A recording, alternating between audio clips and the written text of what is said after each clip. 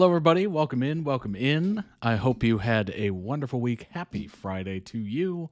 My name is Todd. As we journey around your fandom one video at a time, we're going to be reacting to some videos here. 5, in fact, from members of ToddReacts.com. Very exciting stuff. It's going to be kind of, I don't know, all these videos are usually picked at random, so it's kind of weird that we wound up this way, but it's going to be a little pattern is going to arise today. And we're going to find out more in just seconds. But if you would like to request your own videos, you can certainly do so at toddreacts.com. The season and series tiers, how you do that. The season tier, you get 2 videos per month. Series tier, you get 3 videos per month. And as always, go ahead and check out the winter collection of merch available right now for a limited time. Just over 22 days left. We're under a month until the summer collection, which I have been working very hard on, gets swapped out, whatever you want to call it, put in its place. And then the winter collection goes bye-bye until it gets cold again. Check it out. 15% off for members on every order, as well as worldwide shipping. I'm obviously wearing the hooded long sleeve tee before you right now in the Heather Navy variety. We do have very inclusive sizing all the way from extra small to 2XL, and you can check out the size guide to give you proper measurements so you know you're getting the right size. Every item that has a size assigned to it does have the size guide, so that should help you be more accurate in your ordering. Go ahead and check those out. And as well, we have the accessories. I got a couple in front of me right now. Number 1, Rocks Glass. Currently got an energy drink in there. It is Friday. It is after work. I am a little sluggish right now, so that'll help me pick myself up. And of course, it is Friday. We're having a little carbonated apple juice in the pint glass. Very nice pint glass, very heavy duty. It's basically one you get at a bar, so it's very nice to have. I enjoy it tremendously. And as always, the insulated tumbler in mint green. Many different colors available, but I don't know. Mint spoke to me for some reason. I went with the mint. Keeps my ice water nice and icy during stream. And yeah, so go ahead and check out the rest of the great items there.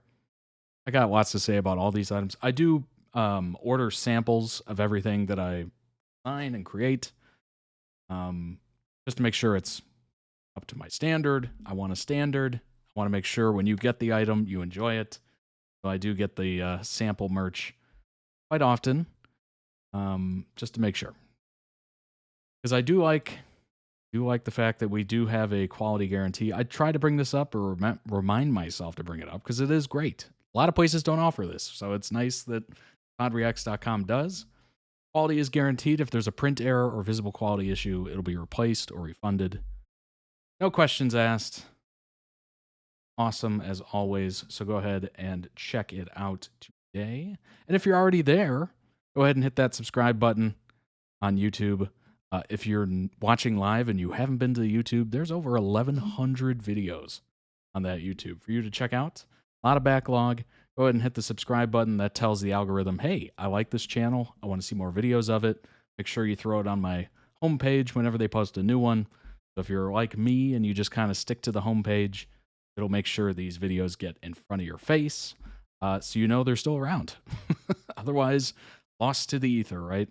YouTube is a big place. Lots of videos. I forget the number. It's like millions of hours of video is uploaded every hour on YouTube or something like that, or 24 hours or something. It's an insane number. It's truly an insane number. It's probably even more at this point. But yeah, lots of backlog there, as you can see, as I'm just kind of scrolling through it.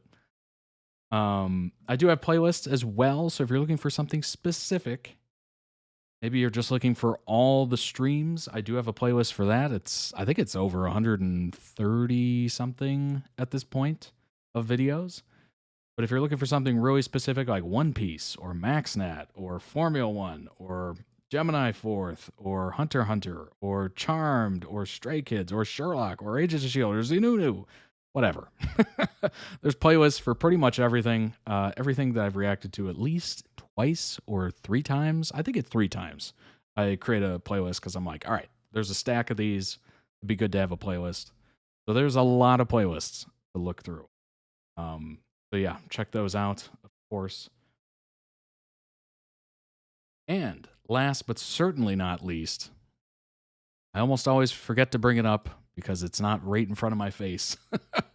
But join the Discord, as you can see there. It tells you I'm live, which is accurate. I am live. You're watching me live.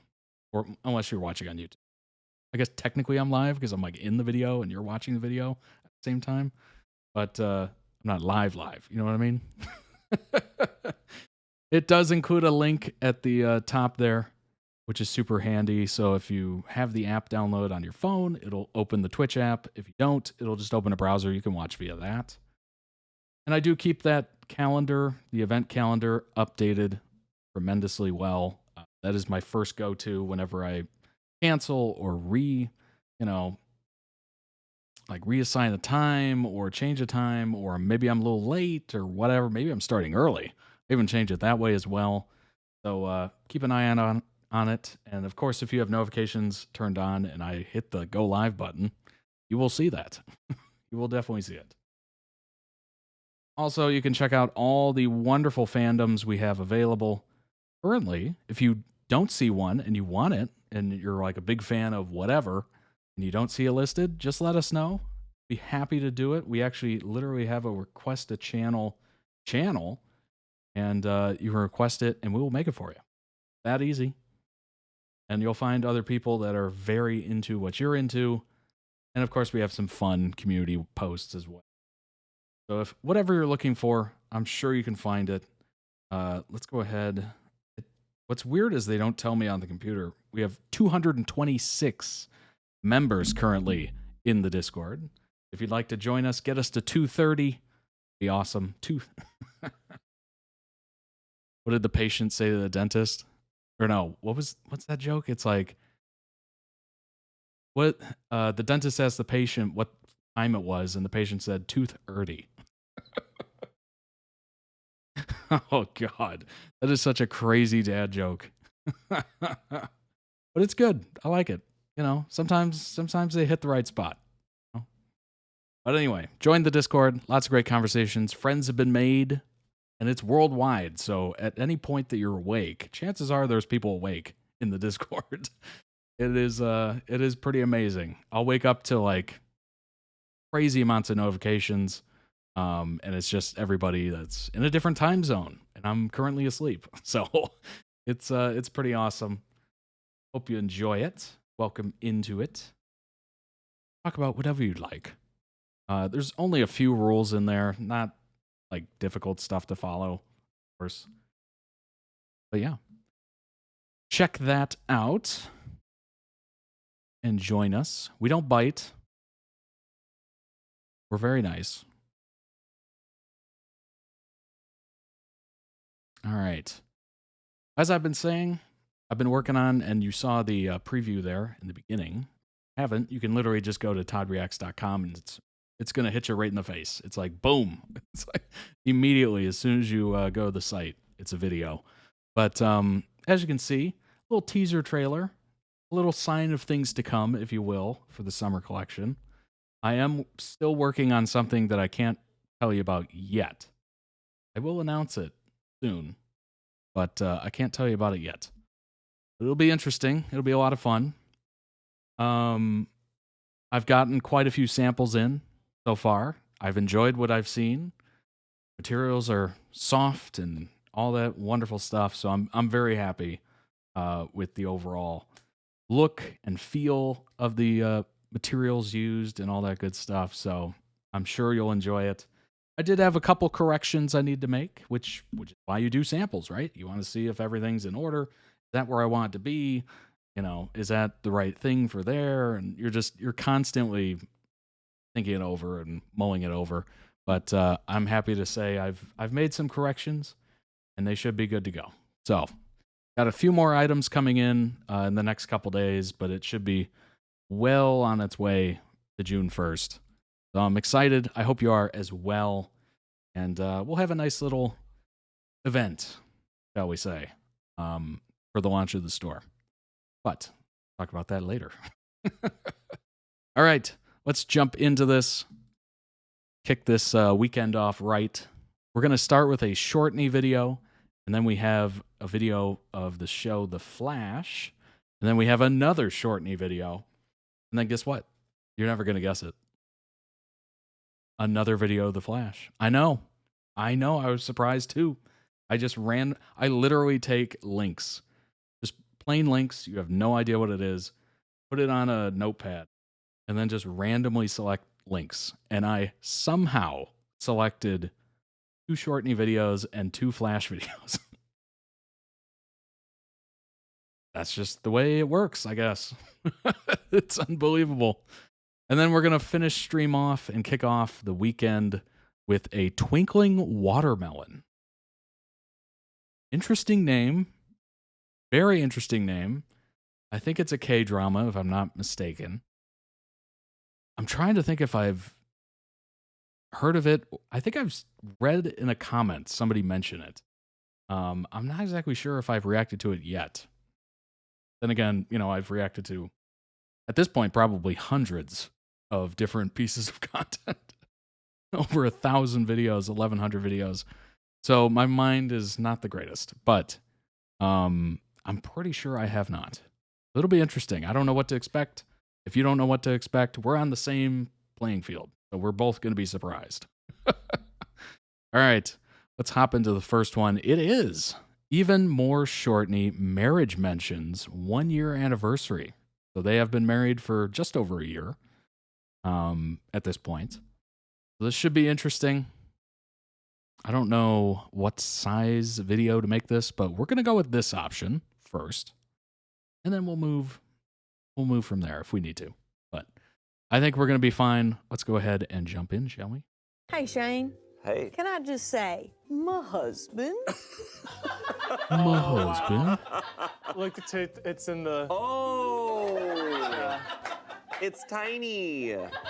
From my own personal experience, like, my insecurities, despite even now being married and someone who, like I know loves me and will tell me, like she's like, oh, I love you so much, that your insecurities will still exist. I used to think it was physical affection, which I think is still, but I also think I use it more as like an anxiety crutch. Relationships don't fix all, cure all? You're kidding me. There's no. Sometimes, like Shane, you know that when I'm anxious, I'll just be like self-soothe. He's like my stress ball. Like, Yeah. Can you feed the cats this morning since I fed them last night? I fed them last night. No, I definitely fed them last No, night. I 100% fed them last night. I fed them the past couple nights. Are you just saying, you can't just say poop as an argument. You can't just say poop at me. I know about this. This really happened. This is an actual. Oh my gosh. Good side note. Yeah, I wish I could do something like that, except for Shane wakes up 2 days earlier Yeah, than me. it's kind of hard with Shane. He tells me how early he wakes up. I've night. been waking up at like 5 to 5:30 every morning, and I like read for an hour or two. Nobody can compete with that. No. No. And so it's like impossible for me to, like, he has like this whole And then you have me who wakes up at 5:30 just to get ready for work. And I leave just about 30 minutes later. Like maybe 35 minutes. So I wake up at 5:30, I leave the place at 6 o'clock. Usually 6:05. So yeah, I'm very aware of the early wake up call. On the weekends I can usually sleep till 8:30 maybe if I'm pushing it. But yeah, this is not how I used to live. I used to wake up at like, I don't even know, like 10:30, 11 on the weekends, maybe even noon. secret life. You say it like I my don't know second about. life. He literally has a second And I'm like, family. I'm just either reading or playing video games. No, he has a secret life. Yeah, but then remember when you like had like some game that you had been playing and I had no idea you were playing it and you're like, well, it's when I wake up in the morning. And I'm like, you have this whole life. He lives a I double don't life. know about. Look, it's the game. Oh, you're right. This is now. It's now Freddy's. Okay, so this is the flashback It's where it's Freddy's. It's now Freddy's. Going to the movies later. Pretty Similar great. to dating or anything big standout different? I think it was like it felt the same for us because it's like we're best friends and we love each other, and that hasn't changed. I would never be willing to slam doors and scream and bang things No. with you. Like, listen, like you snore, but like, Can't believe you. The truth comes out. Exposed. Red flag. you are. I will say, is this okay to talk about? Yeah, You're yeah. a very Should be hearing that deep TMZ sleeper, dun dun. and there have been times where the snoring is a honk shoe roar. Yeah. And I will sometimes all it takes is like a this, or sometimes it's like this, but then sometimes I'm like, Shane, Shane, Shane. No. And then I'm like, and sometimes I'll try other stuff. Eventually, if I like a cold foot, that Oh my God. That's diabolical. Truly, like. Those cold feet. I don't know how you people do it. I don't know how you people do it with the poor so, circulation. Shane, Don't get when you it. guys have these arguments, do you feel heard? No, not at all. I try to speak what's my feelings. I try to communicate, and I'm met with poop. Okay.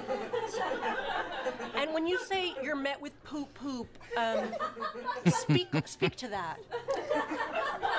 Yeah, I mean, she says it out loud, and she doesn't stop, and I feel it's shattering. It's shattering. Do you want a divorce?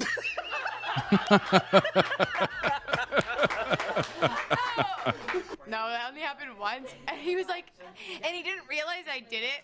I just went, it wasn't even about cats. It was like, we were like debating on like a show or something. I just went, poop, poop. And we kept talking, and then he finished, and he was like, you can't just say poop when I talk. And I was like dying. In terms of what I, like, the love language that I give, I think it's quality time, affection, and like, I think it's just all of them. I think because I just really needed love. I think I think all of them are play a I think part. all of for them most are people. important. Yeah, I think then, so probably just like quality time and physical affection is like what I give, and then what I crave is probably all of it. And So I that think that's is fair. great. That's cool. So for Valentine's Day, always, No pressure.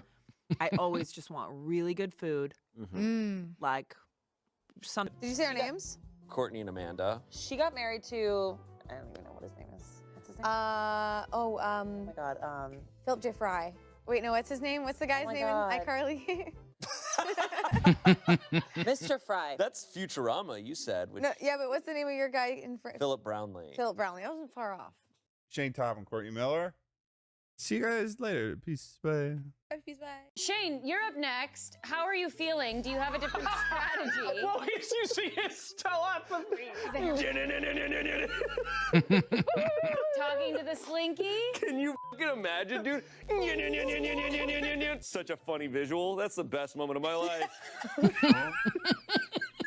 Bones from the get-go was the most extroverted cat. Shane and I had gone to a cat cafe gosh. somewhere in LA. I wanted to meet the cats and really get a vibe for them before taking them home. Bones immediately, like as we were checking into the cat cafe, there's like a glass window between the check-in area and the area where you can hang out with the cats. There's this big glass window, and he literally stood up with both of his paws like up on the glass and was like looking at us. When we went into the room finally, he was the first one to come up to us. I think he instantly crawled into Shane's jacket, and he was just already wanting to like play and be around us. I mean, but he does make coffee every morning, and like for the longest time he always made like coffee for both of us, but like coffee hurts my tummy, it makes me anxious lately. So I say stop. I'm with you on that. So I'm just like more coffee for me. So you just There you go. guzzle coffee. More coffee for his double life. For his double life. Hey baby. Hey hubby. Oh I'm God. trying something new. It's me, Courtney, your wife. I'm trying something new. Calling you pet names. I went to the stylist. What do you think? It looks great. As you die inside.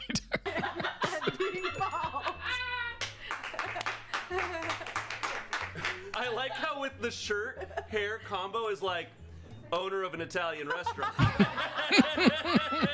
Ever since we've gotten legally married, like certain things just get taken more seriously when I'm like, my husband is picking my prescription up. Shane. Since the last time you've been here. Shane. Since the last time you've been here. It is Shane quite Tom more got serious. married. Absolutely. That is true. Whoa. Like, that's why we didn't do a lot of the things that people do when for spending on a wedding, is because we wanted to spend it on other things. Right. Look up little girl lapping up sugar. Well, okay, Google this little wait. girl. You like tend to live really frugally and be like, I won't get this book. I won't. Okay. Like, even though like I know you want it. Like, That's before you threw me my graduation. Yeah. Many a times I go through a store and I'm just like, oh, that'd be cool. Oh, that's nice. And I just walk out the store. Some people don't have that kind of control, but you know, I know myself. have you seen that video? No. Oh, it'll- wreck your that'll shit. make you We can't let cry. her see that. No. I have an ex that cheated on me. I have an ex. Although it's much harder on Amazon or any sort of like online shopping, so much harder because the barrier to purchasing is like 2 seconds. Like, you know, add to cart, done. So it's sometimes it slips. Ex that Sometimes stole you're from just my like, work. I have an ex that crashed my car. Ooh. Whoa. Okay. Bar was really high.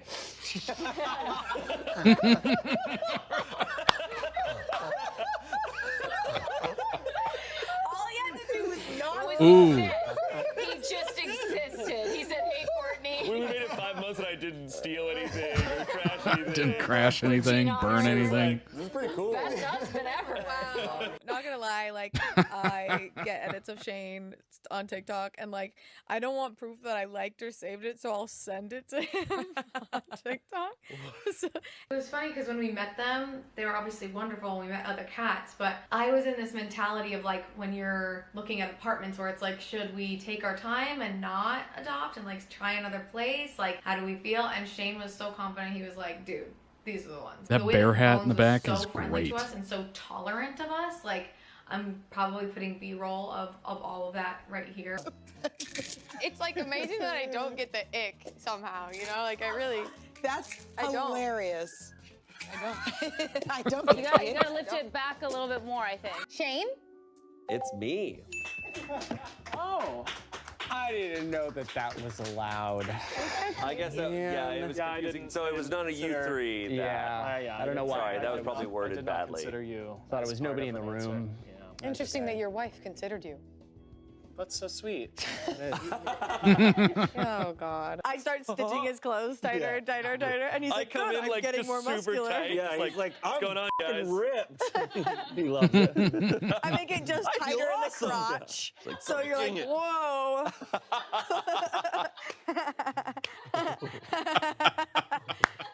Wait, what if I made it bigger in the crotch? And then he's like, oh, Aw. man, my little ass. my little ass. Yeah, I know how to pick them, right? Someday you're gonna find someone really good, though. That moment where your clothes start to fit tighter, so you're like, dang, I must be gaining muscle or something. And then you realize you're just gaining weight. Someday, yeah, someday. Fuck you.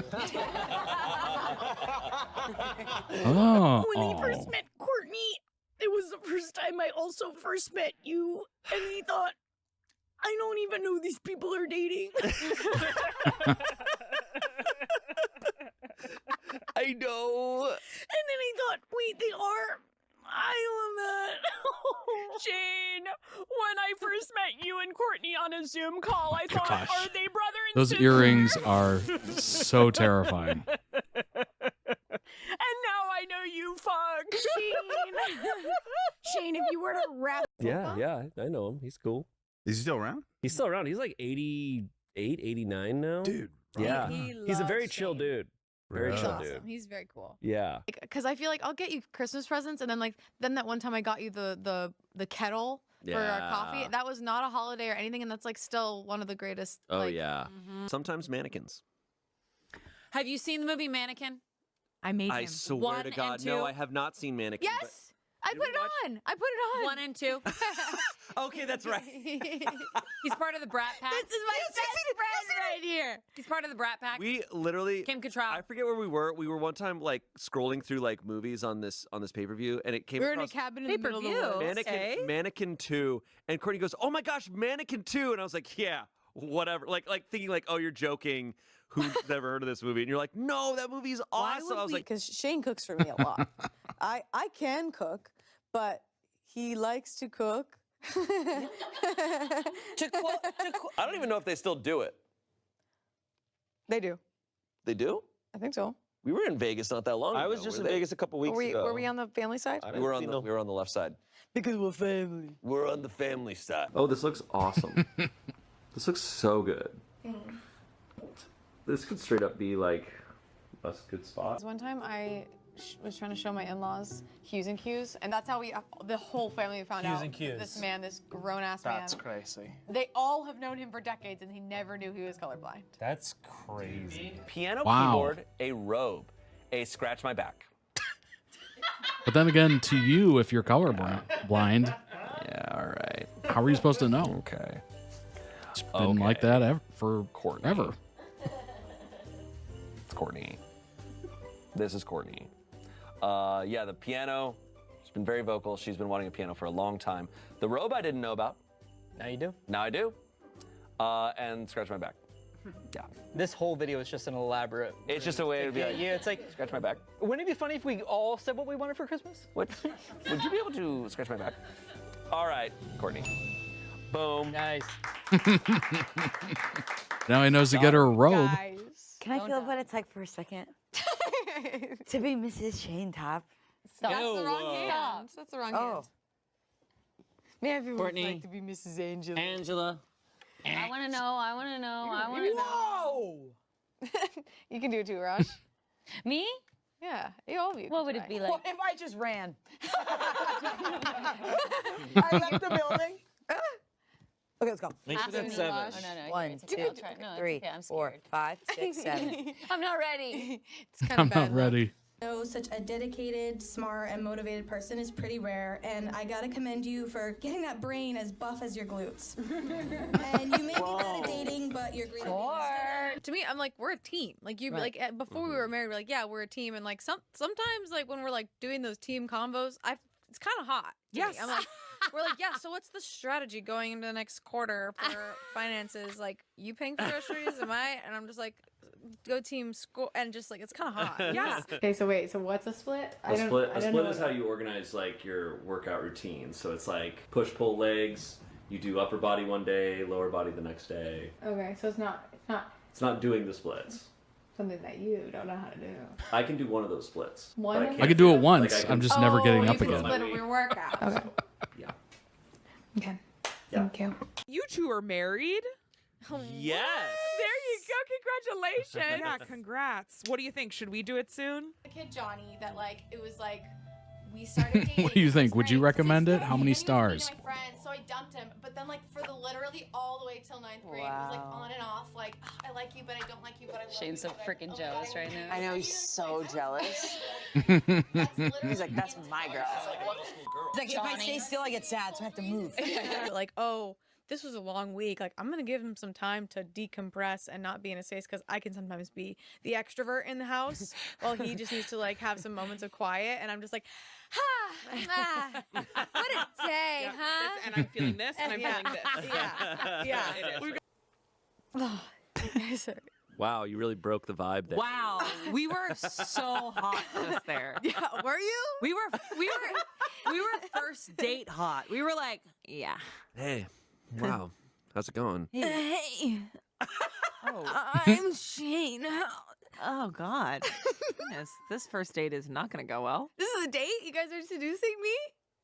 Well, I think it's already been happening. I'll seduce you a little bit more if you enjoy. Yes, please. Do you like olives? Oh, I love all. I But I think always he got have. me into him. Ted and Jay He's- Sweat. Yeah. Yeah, I'm trying to remember when we told you. I remember it was just like we were like in the middle of a conversation, you guys, and you were like, by the way, we're engaged. Oh yeah, when Like was it came, that? and I was like, Really? what? Huh. I'm trying to remember. I It's think, like one I of think Jarvis's things. it was or- probably. I think it was at Jarvis's. Oh, probably. Yeah. At first, I was like, we should just do this, and I didn't want it to be a video, but very quickly realized that there was no way anyone was going to spend any resources on this without making it a video. And we did, and it was glorious and worth it, and I'm glad it's a video. Was it a surprise to him? 100%. Okay. Oh, okay. So it's not a prank. This is like earnest. Yeah, but it's like it's a positive prank. This is what Positive pranks should be. I see. And you'll see why. Where he had no idea any of this was happening. You ready? Graduation is a rite of passage. Mm-hmm. It's just embarrassing boring. a little, you know. Okay, guys, so some of you may not know this, but for many years, Shane Top has been pursuing his bachelor's in psychology. Yep. 10 years is that? 10 years? About 10, maybe more. Fun music. 47 years old, and so He has no idea. He has absolutely no idea. That we've done.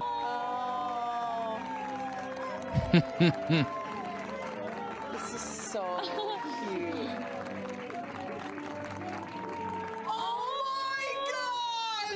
Just putting it on I know, dude. We're just like, oh, we're doing it. Wait, that's so Stop. I love the Smosh soul. Oh, that's great. Brennan! Tommy! Tommy. Okay, Tommy doesn't age. Literally. This is so good. This is so cutie. God, he's so stunned. This is great. That's nice. Oh. Actually, that's good wow. timing. Man, Graduation this is coming up. You guys really pulled this off. Actually, graduation's I today cannot for a lot of express places. How ill-prepared I am for this. Wow. This is actually the nicest thing. Whoa. Oh my gosh! What? Shane has emotion? Years ago, when I started this, I didn't know what I was doing with my life. Seriously, thank you all. I love you all. This is really cool. Oh, it's so sweet. Wow. So sweet. Wow, wow. Oh. Cool. It's so sweet. It was really special. And then after we had pad thai, his favorite thing catered, and IPAs. And then we had a little Nice. after party in that Very little nice. room and You are hung out. too good. You are way too good. That is so, so kind. This is so freaking sweet. I think it might be one of my proudest things, just because it was like a surprise, you know? And I haven't watched it in so long. That's really neat. It kind of reminds me of the recently saw a video with Benny Blanco throwing like a prom, quote unquote prom for Selena because she didn't go to hers. I have no idea if that was an ad and all fake. It probably was. Nothing's real. Everything's for some sort of angle, right? But kind of reminds me of that. Very cool. Very, very special. Obviously, you knew it hit. You knew it hit hard when he started losing it. That's always a good sign. If somebody's losing it emotionally, you hit the right nerve, and they were, pretty happy to be there. Obviously feeling very loved and everything. That's amazing. Excellent compilation. Go ahead and throw that a like. Link down below in the YouTube description for the original video. Go throw it some much-deserved love. And for those of you watching live, let me throw that in the chat for you. There you go. Excellent. Happy 1-year anniversary to them. Amazing. Obviously, they've been together for much longer than that, but that is the wedding anniversary. The one that, technically counts, I guess. We do start from there, right? With the whole, paper anniversary and plastic anniversary and aluminum or whatever. It goes all the way up to, is it 50th anniversary where it goes up to gold or platinum or something? Who knows? But, yeah, I think we start from there. Courtney Miller, of course. We've kind of gone through these before, but we'll just kind of go through it real quick, do a little scan. Maybe this is your first time watching. In that case, hello, hi. Hit the subscribe button. She was inducted into the Smosh recurring cast in mid-2015. She was first introduced to the Smosh family in the video Hand Bomb along with Shane. So that is awesome. not only was that a huge moment for their careers, you know, they've been a part of it ever since, but that was also the beginning of them knowing each other, which is big, right? Through the platform, she met Olivia, who convinced her to audition. Talking about Vine here. Audition to become part of Smosh, ultimately got her the job. Courtney began posting Vine videos in the video service's first year, 2013, and stopped by its shutdown in 2016. I do miss Vine. I wish it would make a comeback. I wish MySpace would make a comeback. I thought that was peak social media. You get to rank your friends in the open. You know, you could watch somebody go from top friend to not even in the top 8, and you're just like, ooh, they had a falling out. What's the drama? What's the drama? Let us know. Oh, it was just comedy and drama all at the same time. And people would have like the most obnoxious music autoplay whenever you go to their blog. Oh, or go to their page. Oh my gosh. Let's see here. Courtney became a writer for the main channel in 2018. Very much set up like SNL, Saturday Night Live, how the people in the skits are actually writing the skits.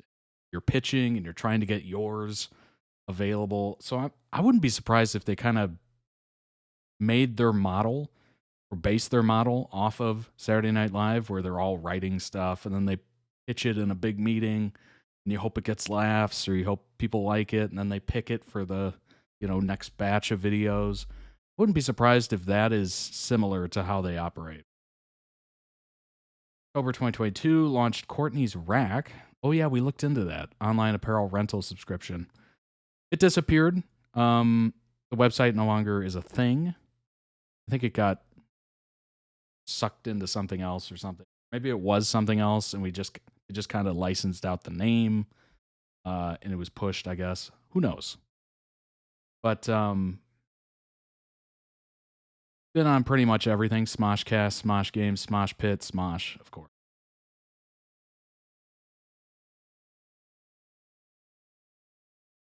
Stated to have taken part in a fight in 8th grade. Well, that's about normal, I would think. I mean, most people kind of get into some sort of scuffle by 8th grade. Dropped out of college, had to work in a pharmacy before she quit, and went to a film internship before Olivia brought her in for a Smosh audition. Lots of people that end up being successful drop out of college. Now, that being said, it's the rare exception, because I guarantee most people that drop out of college are not becoming successes.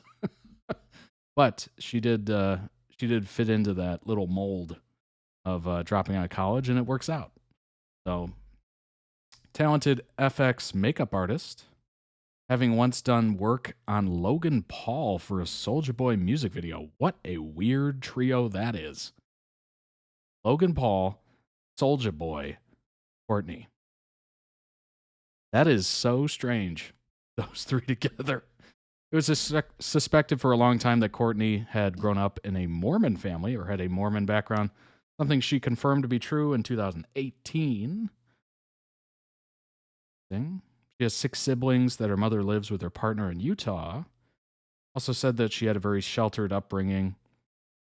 Only allowed to watch Animal Planet as a child. Well, to be honest, Animal Planet is a heck of a channel. I've enjoyed it tremendously over the past, whatever years.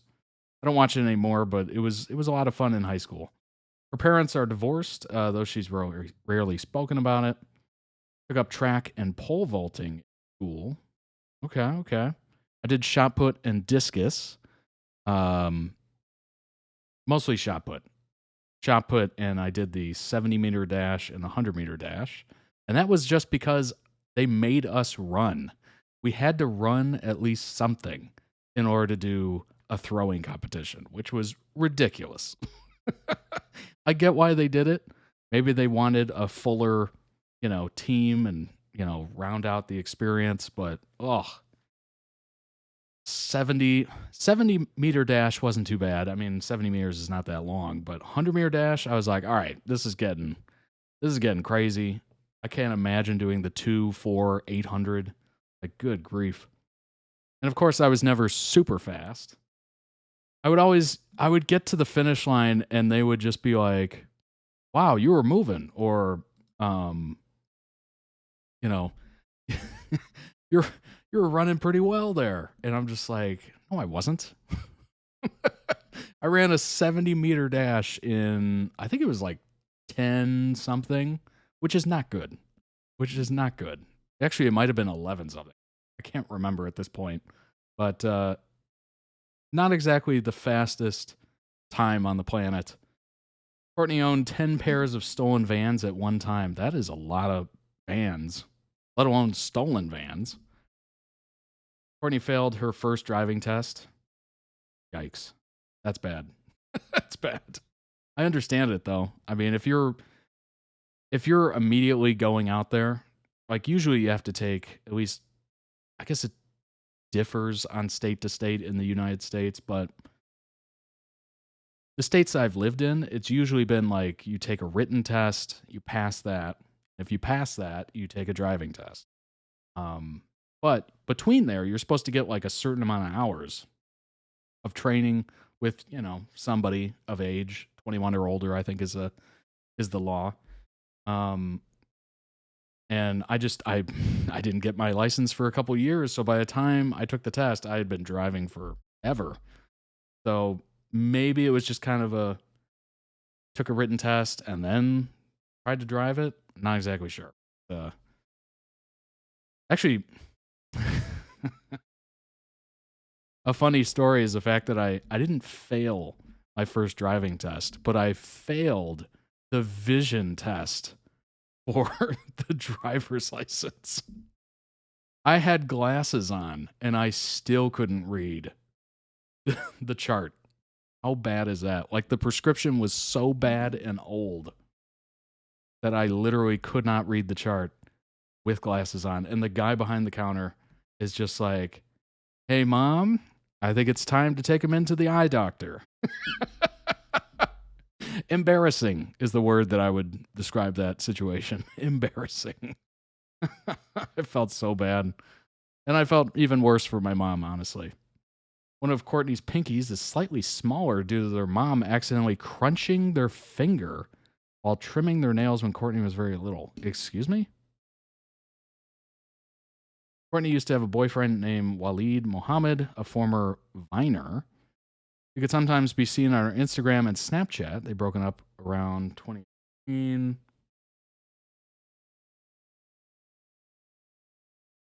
April 1st, 2024, after years of speculations, of course, this is the big one.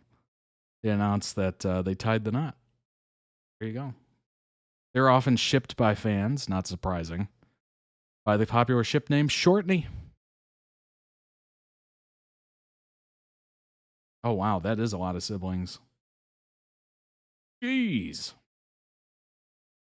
Shourtney loves soy sauce. Big fan of Rick and Morty. Is that show even still on? I think it disappeared with COVID, didn't it? Or that's when I stopped like hearing about it. Maybe I just got out of the loop. I'm not exactly sure. Has a fear of invasive medical exam. Honestly, yeah. I mean, anything involving a doctor is just terrifying to me. Truly. Of course, you got Shane here. Comedian, actor, writer, host. Most known for his work on Smosh. Did some acting before that. Also known for his roles as Shane Zabo. Literally used the same name on the Disney Channel series So Random. The sketch series. Didn't last very long. And as Matt Bradley in seasons 4 through 10 on The Goldbergs, which did last a while. What? Wait a minute. Look at this photo, the recent photo they're using of Courtney, and then look at Shane's Wikipedia. 2009. What? That's crazy. That's got to be a joke. That's got to be an inside joke. His dad was a fighter pilot. That is so cool. Top Gun. And at high school for young actors, be able to continue acting while going to school. That's cool. Boy, that's got to be such a cliquish nightmare. Regular high school is pretty bad with the cliques and the popularity contest and everything. I can't even imagine a high school for young actors. How brutal those cliques are. Like, the popularity contest on that must be like, oh, I've been in this commercial. I've been in this TV show. I've been an extra in this movie. Like, it's gotta be bad. So bad. I mean, kids are pretty awful as is on average. So to put them also as like actors, oof. 18 months old? Oh yeah, that's right. Baby in a playpen. While he managed to escape and get out, whilst throwing rocks into the pool he fell in and drowned, legally dead for an unknown amount of time. Mother came outside, paramedics were called. Obviously, he lived. They even have his voice from a 2009 festival. He's a jerk. He thinks he's pretty much better than everybody and smarter than everybody, and he thinks that he can help everybody by giving them advice, but it ends up being bad. I'm assuming that's what this is from. Like, he is permanently stuck in 2009. That's crazy.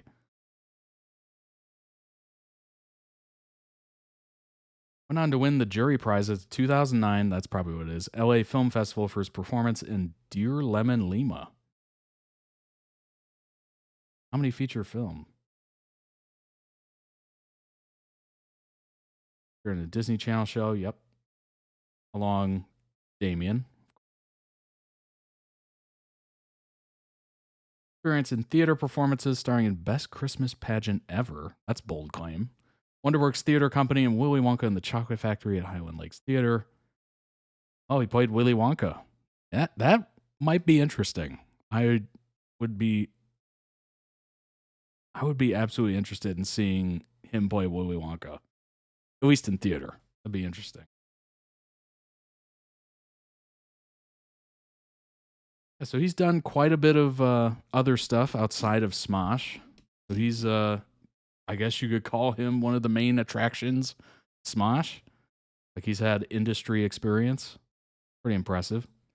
And obviously, the everybody pretty much knows this if you're anything involved with Smosh, that they posted on April Fools of all days. Just chef's kiss. Hilarious that they married. That is so funny. That is so funny. So wonderful to be married to my best friend, Courtney said. They got married at the courthouse, which is nice. I mean, that is a nice, cheap, way to do it. I'm assuming they eventually had like a private party or something like that, but so many people. What is the average wedding cost in the US? I think I looked this up before. I think it's somewhere around like 10 grand, maybe. It's quite expensive. So to do it at a courthouse seems very fiscally responsible.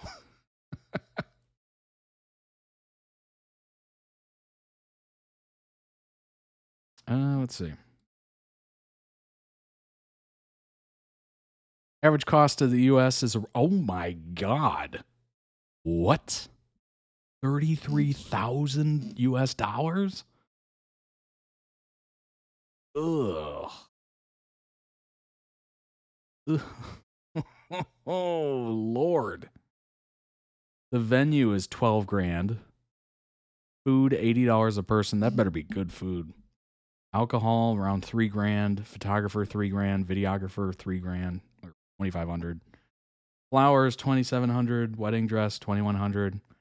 Cake, 540. Invitations, 520. Oh my gosh. Hair and makeup, 300. Live band, 4,500. Oh. No wonder the marriage rate is going down so much. That's crazy. Is 10 grand enough for a wedding? Like, will require some adjustments. The average cost is much higher, around 30. Oh, Lord. That's wild. Reduce the guest list. Yep. DIY options. Be realistic. Intimate instead of large space. Embrace simple elegance. Find local vendors. Yeah. That is unreal. Good grief. $33,000? Yeah. Courthouse sounds real good. Holy crap. Wow. Nothing like starting out your first couple years of marriage in debt. That's like going to school again. That's crazy. Oh my gosh. Woo. Well, that's good enough to scare you off getting married, isn't it? Or at least finding another option. Oh, Lord. All right, let's move on. We'll be back. We'll be back with Shourtney. But next is Snowbarris Co. Take on the World. And this is from the show The Flash. Go ahead and bring it up and jump in. 33. Good girl. That's absolutely crazy. Cannot imagine. Cannot imagine. This is a group hug one. Yeah. Clearly. I've been waiting for Superhero double play, baby. Struck like lightning. My heart's beating like a drum on the edge of something wonderful. It's called Flashpoint. And that's it. That's the end of our world. No, losing both of my best friends and it being my fault, that's the end of my world. I got you to live it with me. I feel alright, I'm gonna take on the world. Light up the stars, I've got some pages to turn. I'm singing, oh, oh, oh, oh, oh, oh. Guys, which way? Right. Left. I get a bunch of mattresses and stack them. Barry, this isn't a Roadrunner cartoon.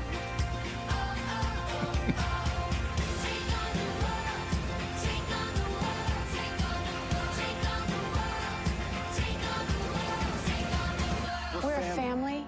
We're a family. A family. Come on. It's totally different when you're, Batman and all you have is basically, well, at least in the Dark Knight series, all you had really was Alfred and maybe Detective Jim Gordon doing some peripheral stuff, but wanting to do it alone. I don't know. I'm much more of a teamwork kind of guy, so this seems much more enjoyable. Obviously, Barry's getting to discuss things with other people and bounce ideas off them and get help and assistance, and it just, I think it's better in the long run. Like, it's less isolating. So this would be how I would do it, or want to do it. We're Team Flash. We always watch each other's backs. We always keep each other safe. I can't do it without you. But I couldn't have done it without you guys.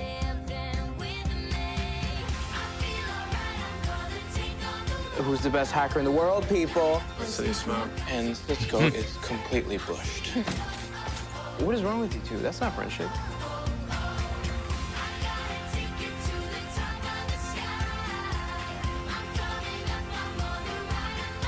You guys make up yet? Hey, Caitlin. Thank God. What? Splat. And now, you need a cool name. Flash.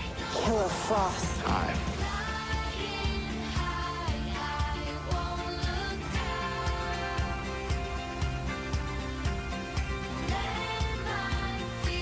Team Flash.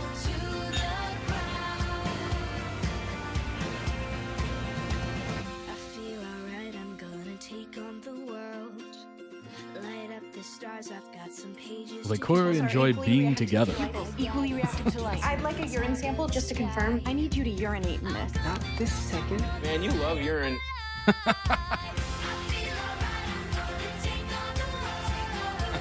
finally realized something. Supersonic punch! Urine and blood, two of the biggest indicators. We were all struck by that lightning. And you wanted to come home? Thanks for bringing me home. This is home. All right. Who's ready for some? All right. Now my days off are different. Now they aren't so lonely. The lightning didn't just give you speed. It also gave you friends.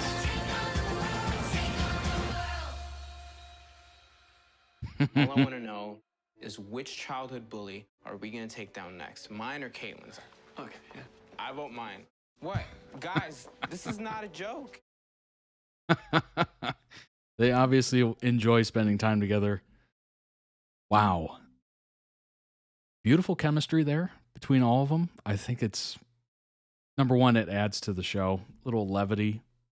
It's not serious all the time. You got to have a little humor, a little camaraderie between the good guys. That's beautiful. Absolutely beautiful. I think, I haven't seen the entire show of The Flash. I haven't even seen the show, but I gotta say it was extremely well done from what I've seen. What I've seen, it has been a joy to get introduced to. Truly.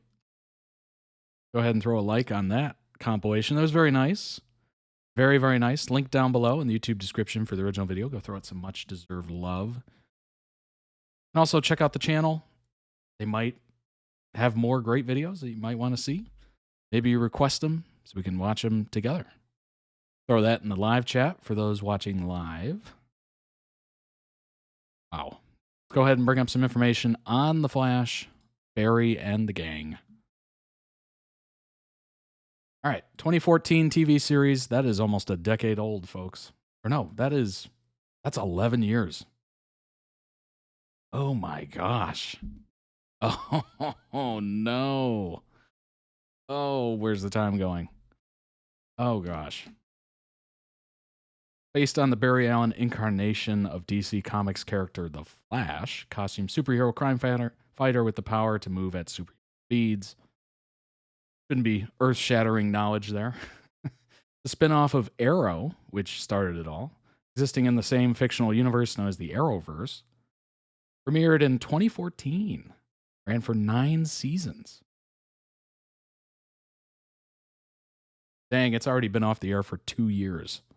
Good grief. Oh, God. Crime scene investigator who gains superhuman speed, which he uses to fight criminals, along with others who have also gained superhero abilities. Initially envisioned as a backdoor pilot, the positive reception Gustin received during 2 appearances as Barry on Arrow led to executives choosing to develop a full pilot to make use of a larger budget and help flesh out Barry's world in more detail. The series is primarily filmed in Vancouver. Became the second most watched pilot in the history of the CW after The Vampire Diaries, of course, in 2009, which is even older. Oh my gosh. Well received, won a bunch of awards. Amazing. Yeah, CW was kicking some serious rear end for a couple of these shows. Truly. 9 seasons, 184 episodes. I would consider that a unbelievable success. So they're about an hour with commercials.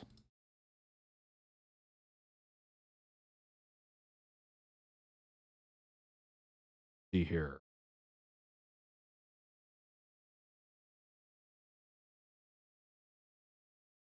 I always find it fascinating to look at the ratings, the TV ratings, just so it kind of gives you an idea of how it went, basically. All right, so it looks like they changed the date. They didn't change the time. It was still on at 8, but they did move it from Tuesday to Wednesday. So it started off almost 5 million viewers. On the CW, that's big. That's really big. What's funny is, we think about, Mr. Beast and content creators and stuff like that.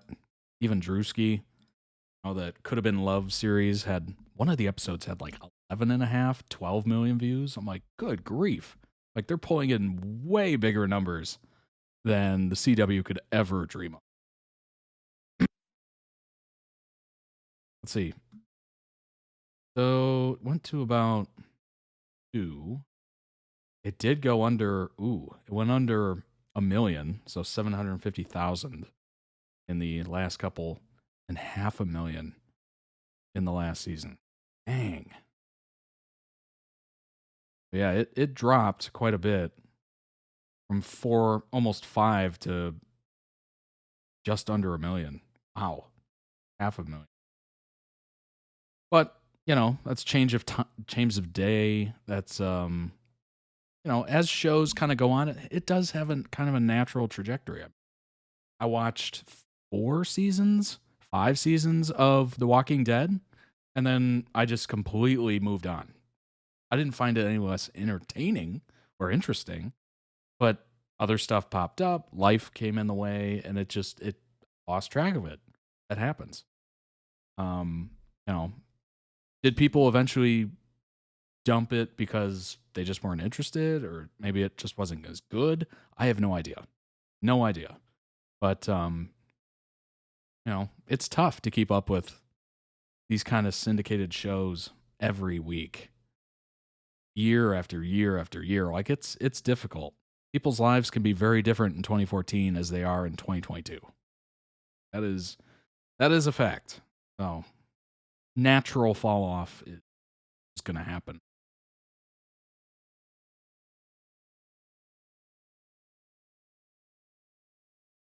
Let's see. The Flash is the 4th most torrented television show of 2016. Wow. They were sailing the high seas for The Flash. Critical response. All right, Rotten Tomatoes, 92, and it ended season 7 with 95 out of 25 reviews. That's a lot of reviews for a 7th season.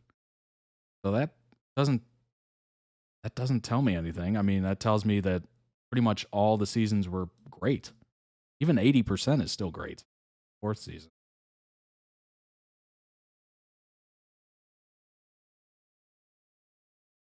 Purposely light atmosphere, making a superhero show uniquely geared toward genre fans as well as novices. So it wasn't too heavy into the comics, I suppose. Makes it approachable. You don't have to know everything about everything to be able to get into it. Interesting. Barry Allen, Earth 1. The last 9 years, I've watched the people I love suffer and die. I want a better world for my family, for everyone. That is a great attitude to have. If only more people had that attitude. Barry's mother was murdered when he was 11. Blame was wrongfully placed on his father. He was taken in by Joe West and ended up staying with him and his daughter, Iris West. Barry dedicated the rest of his life to proving his father's innocence. They even touched on that in Justice League as well. Initially referred to by the media as the Red Streak, the Streak, and the Blur, stylized as the Scarlet Speedster. All those names fit, honestly. Yeah, it does. Spent the next several months fighting crime, taking down numerous metahuman villains and other criminal elements, assisted by Team Flash. All the while, he worked with Joe to get Henry out of prison, with Harrison Wells to get faster and develop his abilities. Barry later found out that the latter was the evil speedster Eobard Thawne, I think, from the future, having stolen Wells' identity and the man who murdered his mother. Yikes. The final confrontation between the two, Eobard gave Barry the chance to undo what he did in exchange for assistance in returning to his time. Barry decided to go against this, which ultimately led to Eobard's ancestor, Eddie, killing himself to erase Eobard from existence. Wow. Several months later, Barry finally saw his dad become a free man using a video will left by Eobard. It was also at this time Barry came under attack by metahumans from Earth 2, led by Zoom. That's when you start to lose me. When you start talking Earth 1, Earth 2, Earth Prime, it's like, what? Excuse me?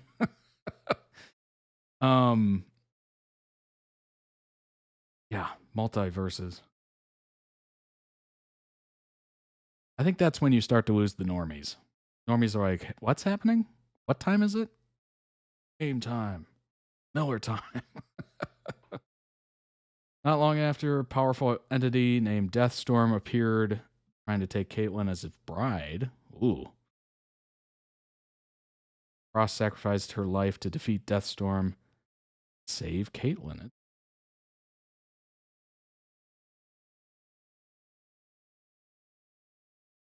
Good Lord, this is in depth. Wow. I'm not surprised. I mean, there's a heck of a lot of fans of The Flash. Oh my gosh. This might be one of the most detailed wikis that I've seen. That is impressive. According to Barry's Facebook profile, one of his favorite songs is Lady Gaga's Poker Face. It's a classic. Barry claims that he doesn't know how this ended up on his Facebook profile, though he still knows all the lyrics. Right. Favorite pizza is pepperoni, olive, and jalapeno. I can't say I've ever had that combination. Obviously, I've had pepperoni. I have had jalapeno on pizza before. I have had olives on pizza before. Never together. So it's like spicy, olive, pepperoni. Honestly, that doesn't sound too bad the more I think about it. As a child, Barry's favorite food was macaroni and cheese. I mean, that's a classic. Timeless, if you will. Barry's favorite candy bar is a chocolate nougat, which he made a molecular structure of it in the 6th grade. Wanted to be an astronaut growing up.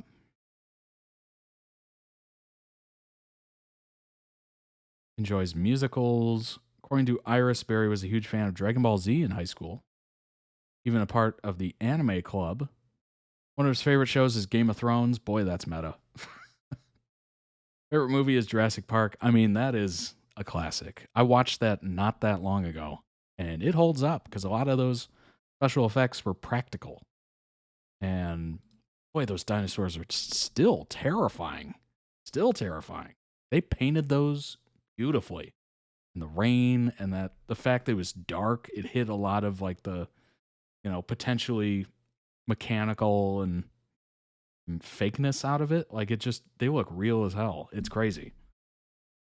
Empire Strikes Back is a close second. Hates hors d'oeuvres, which trigger his gag reflex. What? I don't know what kind of hors d'oeuvres does that, but I love hors d'oeuvres. I think they're fantastic. It's just a snack before a meal, which who doesn't love that? It's just an excuse to eat more food. Seems to be a fan of Batman and believes that he is real, not a myth, as Oliver insists. This is backed up with Barry's awe of the bat signal and his fascination while hoping to see the Batmobile.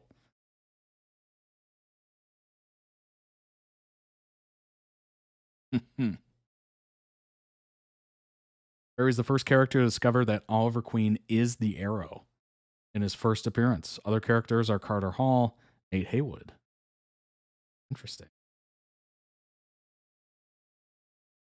Despite Barry's aversion towards intense violence and killing due to the past experiences with his mother and with the Arrow, he has occasionally had to kill his enemies due to not having any other options to safely contain them at the time. That kind of makes sense. Sometimes you're forced. And is forced.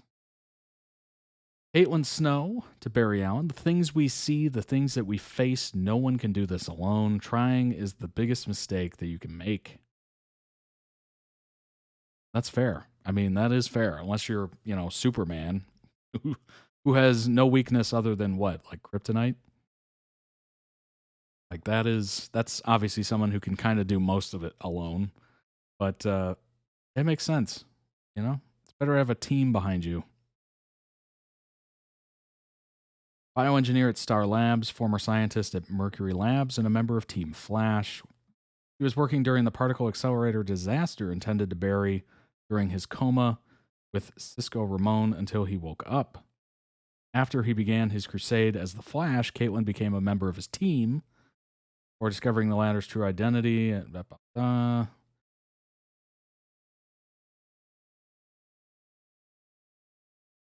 Caitlin is not a scientist in the Flashpoint timeline, but a doctor who is unwillingly brought into Ramon Industries by Barry to help him restore the timeline.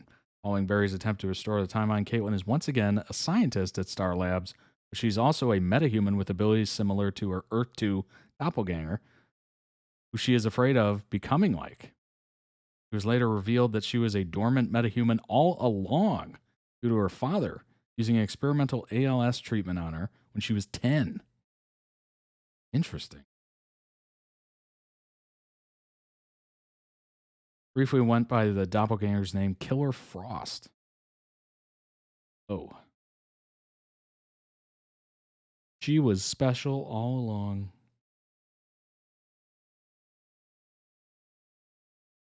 Cisco, Ramon. I just love a good pop culture reference in a moment of crisis. Absolutely. You can never go wrong with a good pop culture reference. Nickname Vibe. Nice. That's a good one. That's a good name. By Barry Allen is a former metahuman and former mechanical engineer genius at Star Labs, also formerly serving as a prison guard for their makeshift prison.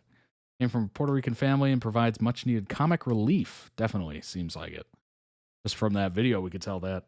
Also a founding member of Team Flash, best friend of Barry Allen and Caitlin Snow, close friend of Iris, Joe, and Ralph.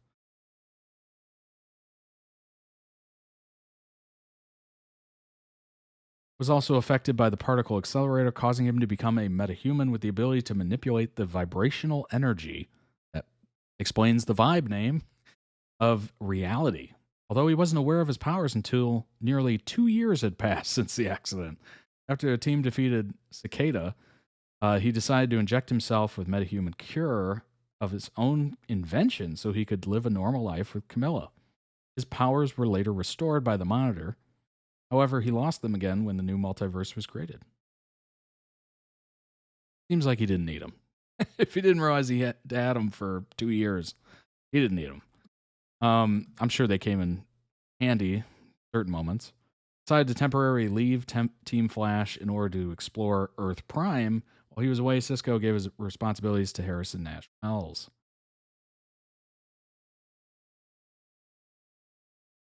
Returned to help Team Flash in their wars against Black Hole and Eva. In order to restore Barry's powers, Cisco helped build a machine that would create an artificial speed force using the information from Nora West Allen's journal. Initially, he and Barry were unsuccessful. However, after an encounter with a clone of Godspeed, Cisco realized that the missing element that they needed in order to successfully create an artificial speed force was in Atlantis, so he traveled there to get it.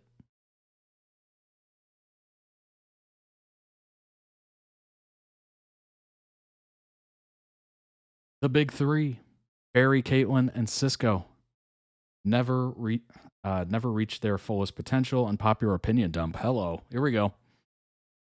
Rewatching The Flash Season 1, you have 3 brilliant, directly impacted by Reverse Flash, brokenhearted by Eobard Wells' lies. Reverse Flash took something from each of them, Barry's mom, Caitlin's fiance, Cisco's best friend. All 3 of them ended up with unique but complementary powers. Maybe it's Tawny, ended up creating his worst enemies. The show started and should end with them, in my opinion. I have some other unpopular opinions. Okay. Lock in. Caitlin's split personality, KF, Killer Frost, took away from Caitlin. I wanted to see Caitlin herself deal with the rage of losing her dad and her fiance and her trust in Zoom. I loved separate KF, but Caitlin had so much built up emotions that needed to spill for her to develop as a character. Honestly, with no context, I kind of agree with that. It'd be interesting to see the actual character herself deal with those terrible events. I mean, that is bad. That is brutal. And it would have been quite a moment, emotional moment. Cisco giving up his powers didn't really make sense to the story, and the fact that he got them back in Crisis and became Mecha Vibe kind of proved it. Cisco deserved to tap into his adventurous side and growing his power, even if that meant going off with Gypsy. That I can't comment on, because I have no idea how that melds into the story. Young Season 1, quirky and charming Barry was the best Barry ever be missed. Oh, so he became less quirky and charming past Season 1? Interesting. I think they should have waited longer to give Wally and Jesse powers. The arc about Cisco growing into Vibe from season 2 wasn't complete. Moving into new sidekicks for season 3 felt premature. Completely agree. Barry, Cisco, and Caitlin are the main 3 of the show, but the show is not about them as a trio. I do agree that by the end, we should have had a reunion between them, but it doesn't need to end with them. However, I do expect Cisco and any other characters from the show to return for the finale. Well, the show's already over, obviously. I agree with Worlds Await about saving Wally and Jesse being speedsters for later and focus more on Cisco growing into the Vibe role. Although it would be a pretty big change to season 3 with Wally being trapped in the Speed Force since Avatar's place. This person said number 3 about the quirky and charming Barry. I agree with you. Barry learning and maturing doesn't mean he had to lose all his cheerfully quirky goofiness. As it is, sometimes it seems like Barry lost all of his charm, didn't really gain any substantial knowledge either. We want Cisco back for the final season and hope the season also focuses more on Caitlin dealing with the fallout of, quote, everything. So yeah, it seems like they never really emotionally went there with Caitlin, which is weird. Maybe she just wasn't a big enough part of it. Although she's one of the Team Flash, so it kind of makes sense that you would give the character a little bit of emotional depth. Yeah, losing the quirky goofiness, that seems to be a big part of that character. So it's a little weird. It's a little weird to not keep tapping into that. I guess they just assumed the more he saw, the more he went through, the more jaded he got, and maybe he lost a little bit of that quirky goofy. But I don't know. Good point.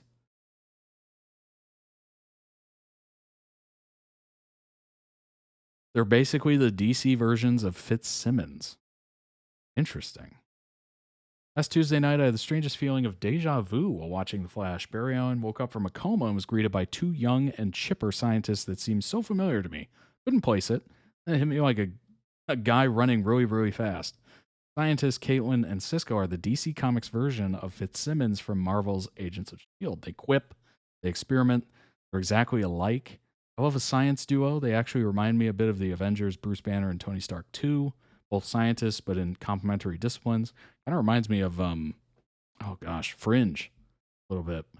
Wonder if we stumbled upon a new trope altogether that deals strictly with how characters who are scientists must be in a team. Characters both made their first appearance on the episode of CW's Arrow, held around with Felicity last spring. However, I think Tuesday night time slot solidified the Fitzsimmons comparison in my brain. One big difference is the emotional well-being. In character pairs like this, there is usually a logical person and an emotional person. Head and a heart. Think like Ron and Hermione, or Booth and Bones. Yeah, Booth and Bones. This doesn't even need to be a romantic ship to be applicable. With Shields, Fitzsimmons, Leo is the head, Gemma's the heart. It's the opposite on The Flash. Caitlin Snow seems somewhat cold. She's the logical one. Cisco, on the other hand, is warm and endearing. He's the heart who adds lightning bolts to the suit to make it look cool. He makes gadgets. I wear t-shirts. She's cheer captain, and I'm just kidding. There was no Taylor Swift in that entire video, but guess what? It was in the article. Anyway, Cisco is the engineer of the duo. Fitz is also an engineer, though he's not operating at full capacity right now. Give it time. Granted, they both draw inspiration from the gadget guys. James Bond's Q, Batman's Lucius Fox. Comic relief geeks, basically. She does bio. Caitlin Snow is a bioengineer. Gemma's a biochemist. Slightly different, although it appears that Barry Allen is the chemist of the group with his forensic expertise.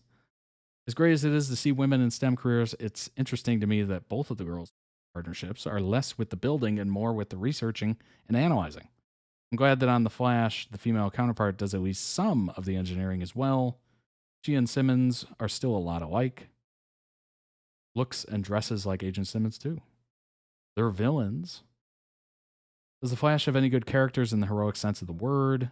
Grant Gustin is so charming, but the show is bringing me down.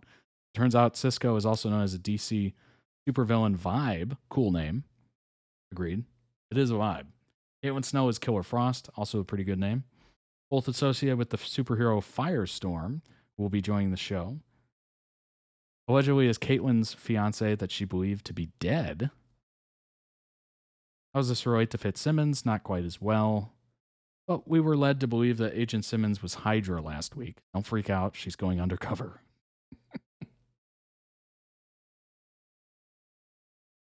Interesting. Very good. There's actually a great song to go with it, too. That is an interesting comparison. Yeah, very much so. And I think I said Fringe. I meant Bones. Bones is what I meant. For some reason, I always get those two mixed up. I don't know why. Just is what it is. But that's kind of disappointing to hear that the quirky charmingness kind of left after season 1. Obviously, that's subjective. Maybe you still saw it. But I don't know. It's just, I guess kind of the issue is they didn't want to go too deep with other people because it's not their show. It is Barry's show, maybe. But it would have been interesting at least to see some clips of Caitlin going through that turmoil and emotional distress of her dad and fiance and everything. Like, that is a easy layup for an emotional scene. And just, adding depth to the character, getting emotional, obviously the other parts of the team can console, and the team gets closer and closer and builds up that connection. It's easy. That's an easy one for sure. Let's move on to the next one. And yep, you guessed it. It's a Shourtney video. Shourtney on Smosh Mouth 2025. This is part 1. FYI. Who knows? There might be a part 2 coming soon. I can't remember. Go ahead and jump in. I'm Shane. Hey, welcome to Smosh Mouth. I'm Amanda, and we have a really, I'm Todd. Really special guest here today. Oh, you guys are... Wow, you really broke the vibe there. Wow, we were so hot just there. Yeah, were you? We were first date hot. Well, as long as it wasn't me. Yeah. Hey, wow. How's it going? Wow. Hey. Oh, I'm Shane. Oh God. Goodness, this first date is not going to go well. This is a date? You guys are seducing me? Well, I think it's already been happening. I'll seduce you a little bit more if you enjoy. Yes, please. For Valentine's Day, I always just want really good food. Like I feel like I've been reassessing mine in the last few years because I used to think it was physical affection, which I think is still, but I also think I use it more as an anxiety crutch sometimes. Like Shane, you know that when I'm anxious, I'll just be like self-soothe. He's like my stress ball. Yeah. But I love buying things for people, and sometimes the idea of a day kind of takes it out for me. Christmas is really stressful for me because I now have to time to think of gifts. It's a performance. I really prefer. I love giving gifts to anybody. It's expected. And I love when it's I found this thing and I want to give it to you now. I'm not. You're good at that. I feel like you're a really good gift giver. I love doing it because I feel like I'll get you Christmas presents and then that one time I got you the kettle for our coffee. That was not a holiday or anything, and that's still one of the greatest. Yeah. I love doing stuff like that. Yeah. The love language that I give, I think it's quality time, affection, and I think just all of them. I think because I just really greedy needed love. I think I love love. All of them are play a part. I think all of them are important. Yeah. I think then so probably just quality time and physical affection is what I give, and then what I crave is probably all of it. And So that I think that's is fair. great. That's cool. That is great. Hey guys. Hey guys. Yeah, I wish I could do something like that, except for Shane wakes up 2 days earlier than me. It's kind of hard with Shane.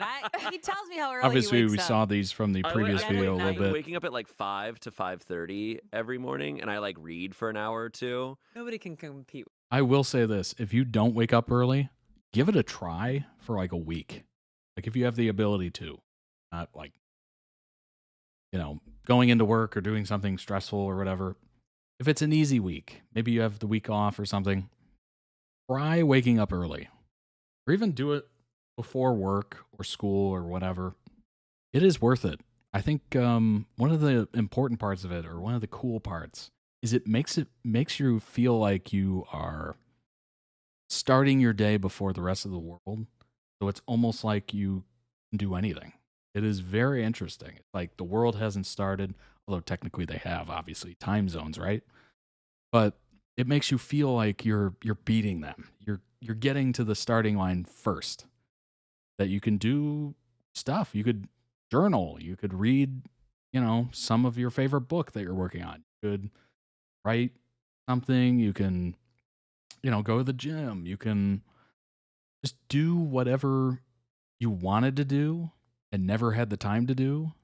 And you just wake up a little earlier and do it. Everything's quiet. There's no like push and pull. You set an alarm for when you need to start getting ready to do things. Very interesting. Now, I can't personally do it during the work week because my workday starts at 6:30 in the morning. I would have to wake up at, I don't know, like 4:30 to get a solid hour before I could, start to get ready. Not exactly ideal. 4:30 is just crazy.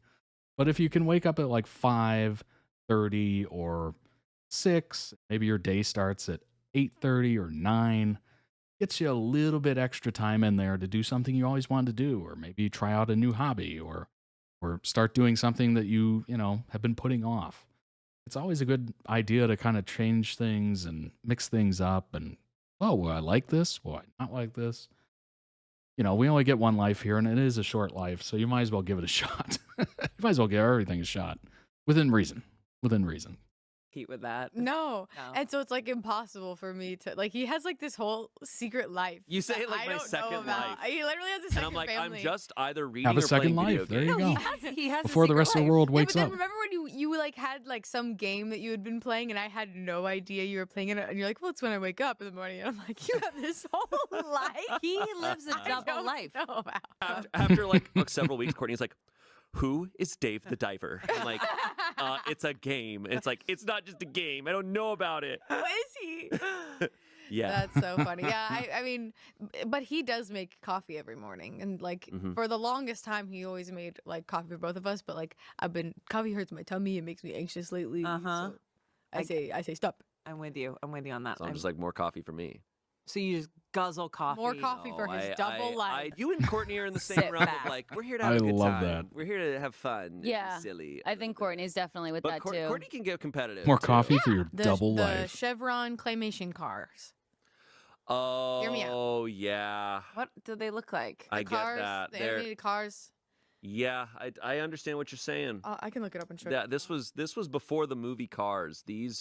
Those claymation cars, I totally Oh, get I'm what you're looking it up. saying. We were on a Disney cruise, and I remember one of the like Disney characters that came out was Mr. Smee, and I Oh. remember being like, dude, this guy's got it all. No, I'm not saying he's a hear me out, but I was just like, his outfit and the way he's moving around, I was like, that he's putting it all out there. Yeah. I did not realize. Forget the character's name, but the buff lady from Encanto. Oh yeah. Yeah, I mean, just obvious. She That's looks an like obvious. a couple of my aunts. I'm not even kidding. That's crazy. Like, hot. boom. And favorite song, to be honest. Which one? We can't say the Bruno one. Under pressure. No, under pressure. Or She's so hot. or pressure. It's Yeah, like she's surface hot. pressure. I do have a hear me out that says You have pages upon pages written. yeah. But it's like ideas and concepts that I'm like, hear me out. You Okay, know? that's also like, fair. So I have one that says like when they have the witch wart on the nose that's so big, that is. Oh. I'm sorry, what? The big one on a witch's nose. Huge. Like you're a unicorn. Like you're choosing to keep that on, and that's awesome. Is actually, I will say, yeah, that is. I think it's cunty. amazing. The witch, a witch could go to a dermatologist. Yeah, they can. Or sometimes mannequins. Have you seen the movie Mannequin? I made I him. swear One to and God, no, two. I have not seen Mannequin. Yes, I put it on. I put it on. 1 and 2. Okay, that's right. I'm just realizing the amount of brat clips that we have seen from that first video part of the brat that are pack. in We this. literally, Kim Cattrall. I forget where we were. We were one time like That's so scrolling through funny. like movies on this pay-per-view, and it came We were in a across cabin in the middle of the woods. Mannequin 2, and Courtney goes, "Oh my gosh, Mannequin 2," and I was like, "Yeah, whatever." Like thinking like, "Oh, you're joking. Who's never heard of this movie?" And you're like, "No, that movie's Why awesome." would I was we like, ever joke about that? You'll like suggest a movie that I'm like, how have I never heard of this movie before in my life? Mannequin is a classic. Mannequin is iconic. Mannequin 2 is fine. You were saying, oh, No Country for Old Men, there's gonna be an age cap thing, and then you bring up Mannequin. I've watched from. All right. Are you a digital person or a writing down person? Analog, I guess you'd say. Courtney's got a binder, a notebook with a pen. The rest of them have a phone and an iPad. What do you prefer when you're taking notes? Pen and paper still or digital? That's the question. From the 80s. A lot of movies. Let's one more. I've definitely found myself going completely digital. Pretty much everything. Like, She could get it. okay. Tropes that are on yes. there. So, And okay, fans so- comment down below things that we do. Cool. So yeah, so Shane and Amanda talking over each other. Well, that's just That's both of us. two That has to be one of pals. us. Amanda guessing guy of movie. Yep. Shayna interrupting. Whoa, actually, this is good insight for me. Keep going. I'm kidding. All the ladies in the Haunted Mansion. All the ladies. All Like the ladies. The DA? ladies. Yeah. Oh. Whenever I've been on Haunted Mansion at Disneyland, there's every lady in there. Wow. I'm like, we Whoa. could Whoa. figure it out. I don't think I've been turned on once in Whoa. the Haunted Mansion. You but I like love that for mannequins you. and animatronics. They're Mm. not animatronics, they're ghosts. He doesn't like they're real real. people. He likes They're robots. real ghosts. B.O. Whoa. No. Whoa. Whoa. He goes, pulse, not for No. me. You're taking it too far. B.O. isn't a bad smell, in my opinion. It's kind of like, whoa, interesting. No. It's kind of like No. gasoline. Mm. Where you're Okay, like, I get that. whoa, wait, let me get another I whiff get of that. Whoa. Let me get a sip of that. I recently found at a grocery store a I little get that. party I like set the smell of disposable, gasoline. tiny silverware, like little baby forks and little baby Oh. spoons. I guess the additive they add to Because it. Shane sometimes gets the little ice cream cups, and I get one of those spoons. Ooh. Mm. I like that. I think Disney should have an animatronic horse stable walkthrough, and it's all the Disney horses. That is actually such That a is a genius Wait, great that's so idea. smart. Like Or they could even be puppets. I Like, remember we were at Disney World and you brought that up and I was like, that is so smart. Like all of the Disney horses I and would they're like you can interact with them and they'll have Like- different Or just personalities. all the yeah, Disney they could be animals, puppets or period. animatronics, Like and it's Timon just and like, you can Pumbaa. see like their back, but like it's really just them peeking out Lion of the window, King, and of it's course. just their neck and head. I love that. It's so smart. That would be amazing. That's such a good idea. And guys who wear higher rise jeans, Shane. If you're in England, you probably don't know what those are, but you probably have something similar that sells like sticky toffee pudding or some shit. You think? After we got the alert that was like, my bad, I definitely turned to Courtney and was like, it'll unfortunately be a little funny if we get another alert that's like, okay, but this one's now serious. It's hard for me because I just know Courtney would never want to go on Survivor because that type of show would make her so uncomfortable. Sure. Right. But right. There's also like, people I think Courtney would have such a hard time in that level of something of having to be cutthroat. was watching Courtney play The GTA. Harambe photo and when behind I asked to talk to a person. She told me to press B, and I actually That was punched perfect. this poor innocent woman in the face. I will tell you, no matter how good and I you knocked get her at to the GTA, ground. you'll still accidentally do that sometimes. Yeah. Well, I didn't accidentally do That's it. true. Courtney sabotaged me. Sounds like you did it. Oh my god, this is diabolical. But if there was a dating app that was bracket style, Oh my gosh. Pitch it. No, cut that part out. We got to pitch there's that. some sick listening to this. It's like, yes, we're gonna make a ton of money out of this. And you could bet on it? Sick. You are too involved in football right now. No, I would never do that. What? I'm saying, what Oh if that my- existed? That would be awful, right? Imagine if you could bet on a couple that are going to go on a date. That is interesting. Like they give you their profiles, where they're going to meet. Not specifically where they're going to meet, but like generally, like movie theater, restaurant, whatever. And then you bet on the success of the date. I'm surprised that's not a thing yet. Right? Sure. I know you want to do it. Even though you're married, it's fine. I won't tell her.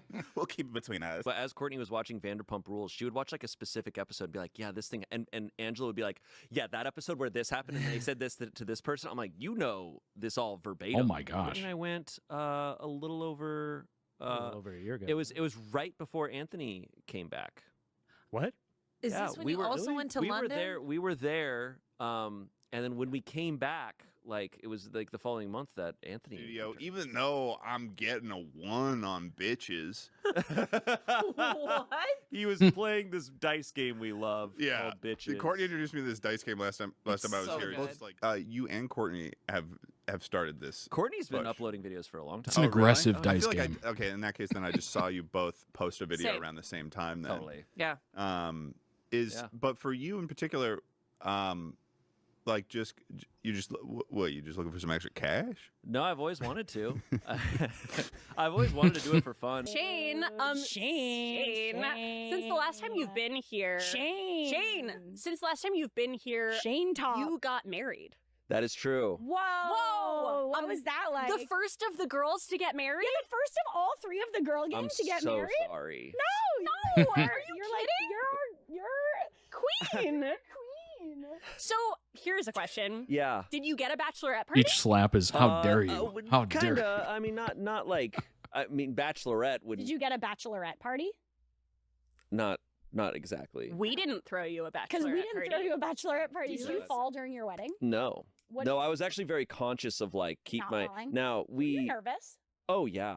Yeah. But like we had a courthouse wedding. Yeah. So like it was much quicker. It wasn't. And then you had a bunch of little parties, which is Yeah, we I had tons think of parties the throughout the real year. issue is- If my cats are bothering me, I like.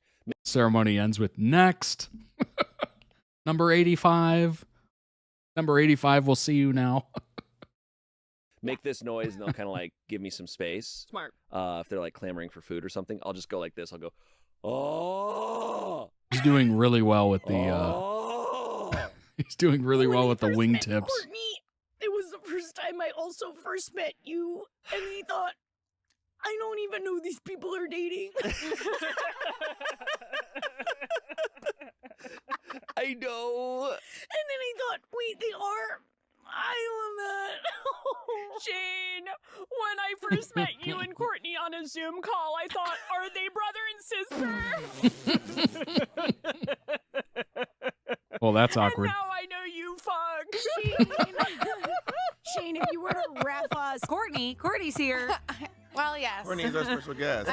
Shane, I honestly think you would It's appreciate Keith's it. favorite movie. Yeah, like you It gotta is watch your it. favorite movie. Could you do some homework tonight for me and watch it? All right, I will watch You imagine? Norbit. Courtney, we're gonna have to turn off Norbit. Vanderpump Rules. We're gonna have to. We have I to have watch not Norbit. seen Norbit. it. I love to just write them down on like a yellow pad, and then like eventually I just crumple it up and throw it at my cat. Wow, your poor cat. He loves it. Does he? Yeah, Like man. that. Truly. If it's as long as it's like something soft and whatever, you throw it at your cat. Your cat's like, oh. You had a book that said how to be good at fucking. You have 6 martinis in front of you. You just be like, Yep. thank you, and they'd be like, that's so crazy. What are you reading? You would have a choice to make. Like, Some light reading. I don't know. I'm not kidding. I'm not cool. kidding. Well, I mean, you're married now, but like, Yeah, just it- hey, listen, worked just out for for the me. experiment. You know what? Courtney can be in a booth over there and watch you. yeah. Courtney will love that. We have Courtney. Your wife. Whoa. Your wife is here at work. Is that okay? Courtney. Hello. Hi, Court. I'm so excited to see So you. good to see you. And you're here because? Hey. Just hanging out. Hi, Hey, Court. good morning. Good morning. Thanks for having me. This is an issue that I really don't know like what to do. Is it about him? No, him? no, it's not about him. Okay. But he's you might I don't know. So okay, Uh-oh. I'll just get into it, guys. I love this. So I have this cat, Bones. You know him. Yeah. Okay. Bones. Yeah, I've met him a couple times. Yeah. And our cats, they're great. You know, they're cats. They don't piss in secret places anywhere. They only go in the litter box. They don't puke in under the bed or do weird shit like that. You Huge. know. But Bones, you know, he's a good cat. But sometimes when you're walking around your house, you'll notice something on the floor, and it's just like one tiny dingleberry. Bones, lovely cat. He is the type that if he was a dude, he's a dude who wouldn't wash his ass. You know what I mean? Like, he doesn't like grooming himself. Birdie, she's working overtime, taking care of herself and her brother. You guys got to talk to this Bones. He's got to learn proper toilet etiquette. Yeah, this sounds like a really bad You've seen problem. It sounds like a really bad problem you have. What if this is like how we find out it was like Shane the whole time? It's Shane the whole time. If it is, then you guys need a bidet. Just scooting around the carpet. Bones, and it's huge. I can't believe our cat's leaving human-sized shits everywhere. What a filthy God. Oh, wife. You don't think this is like a retaliation or anything, I right? don't think so. If I may, step in here and contemplate. There was one time where he came out of the bathroom and he was like pissed, and then I saw that it was still on him, and I was like, okay, come here, man. Let me help you get that off. Oh. So I had to get a paper towel and like try to like help him, and he was just like freaking out, like he hated it. Bones is kind of a dog. Yeah. I think that's the thing. Is he's the spirit of a dog in a cat. And he's trying to tell you guys that. I probably. We need to treat him like a dog more. Yeah. I think guess you guys so. need to treat him like a dog and accept. Put him outside. Get him a job. Get a booze goop. Dogs don't have jobs. Yes, they do. Oh, yes, they do, actually. It's keeping their I think maybe he's owners got happy. the spirit of a husky. Get him a sled. Yeah, maybe getting him a sled will help him with the dingleberries. Thanks, guys. Wow. Your job is okay. to return the ball. You're so welcome. Thanks, Courtney. I hope you Match. solve that problem. I hope you solve that problem alone, on your own. Thank you. I will handle Therapy this. dogs. Good luck with your douchebag son. Dogs Thank for you. the blind. Oh my gosh. Obviously, the ending there was probably the most funniest part of the entire video. Good grief. Obviously, we've seen quite a bit of it in the previous video, like a couple minutes ago. But that was very good. Very good indeed. Let me go ahead and throw that a like. Link down below in the YouTube description, video description for the original video. Throw it some love. Also, check out their channel. They might have other videos that you might find interesting.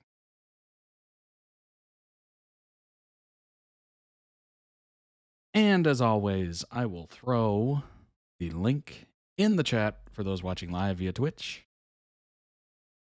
Sure to hit the follow button if you're watching live via Twitch, and hit the subscribe button if you're watching via YouTube. All right, let's pull up some videos. Don't have a lot of information to go over because we already did with Shane and Courtney. And honestly, we've been through most of it, so there's not a lot left. All right, let's see what this is all about. What is this titled? Do we have a title?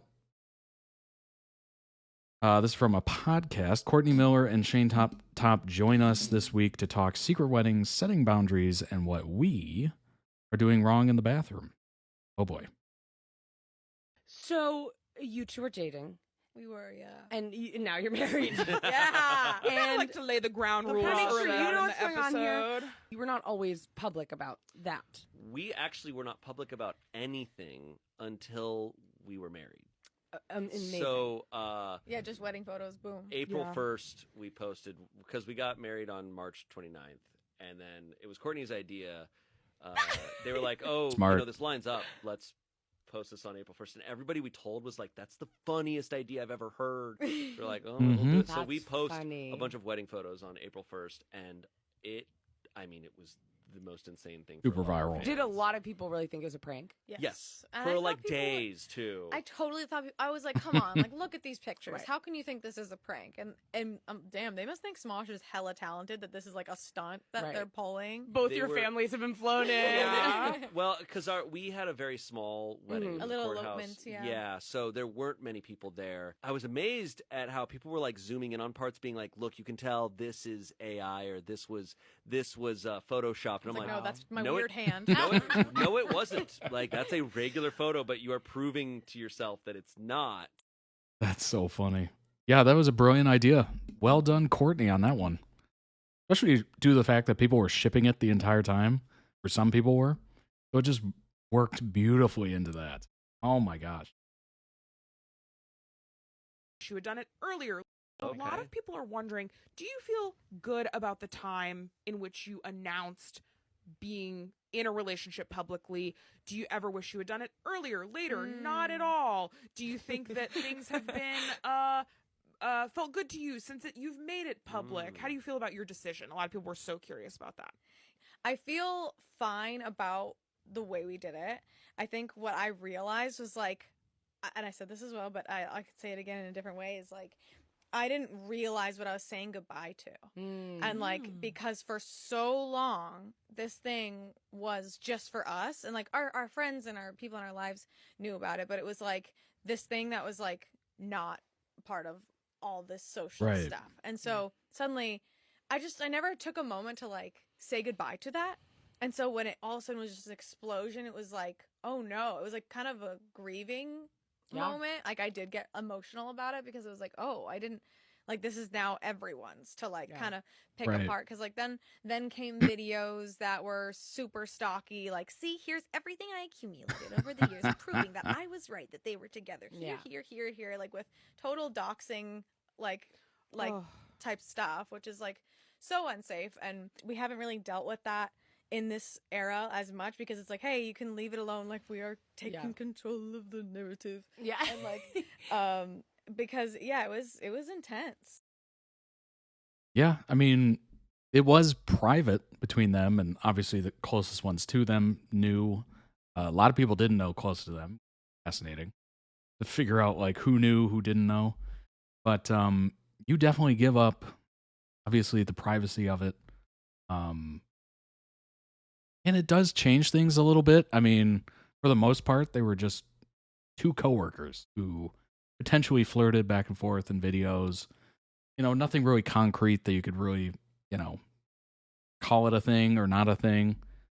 And then obviously once they come out publicly that they're married, they're a little more open with comments and my husband and all that stuff. Like it does change the dynamic and the vibe a little bit when they're on stage together, when they're in productions together. It is what it is, right?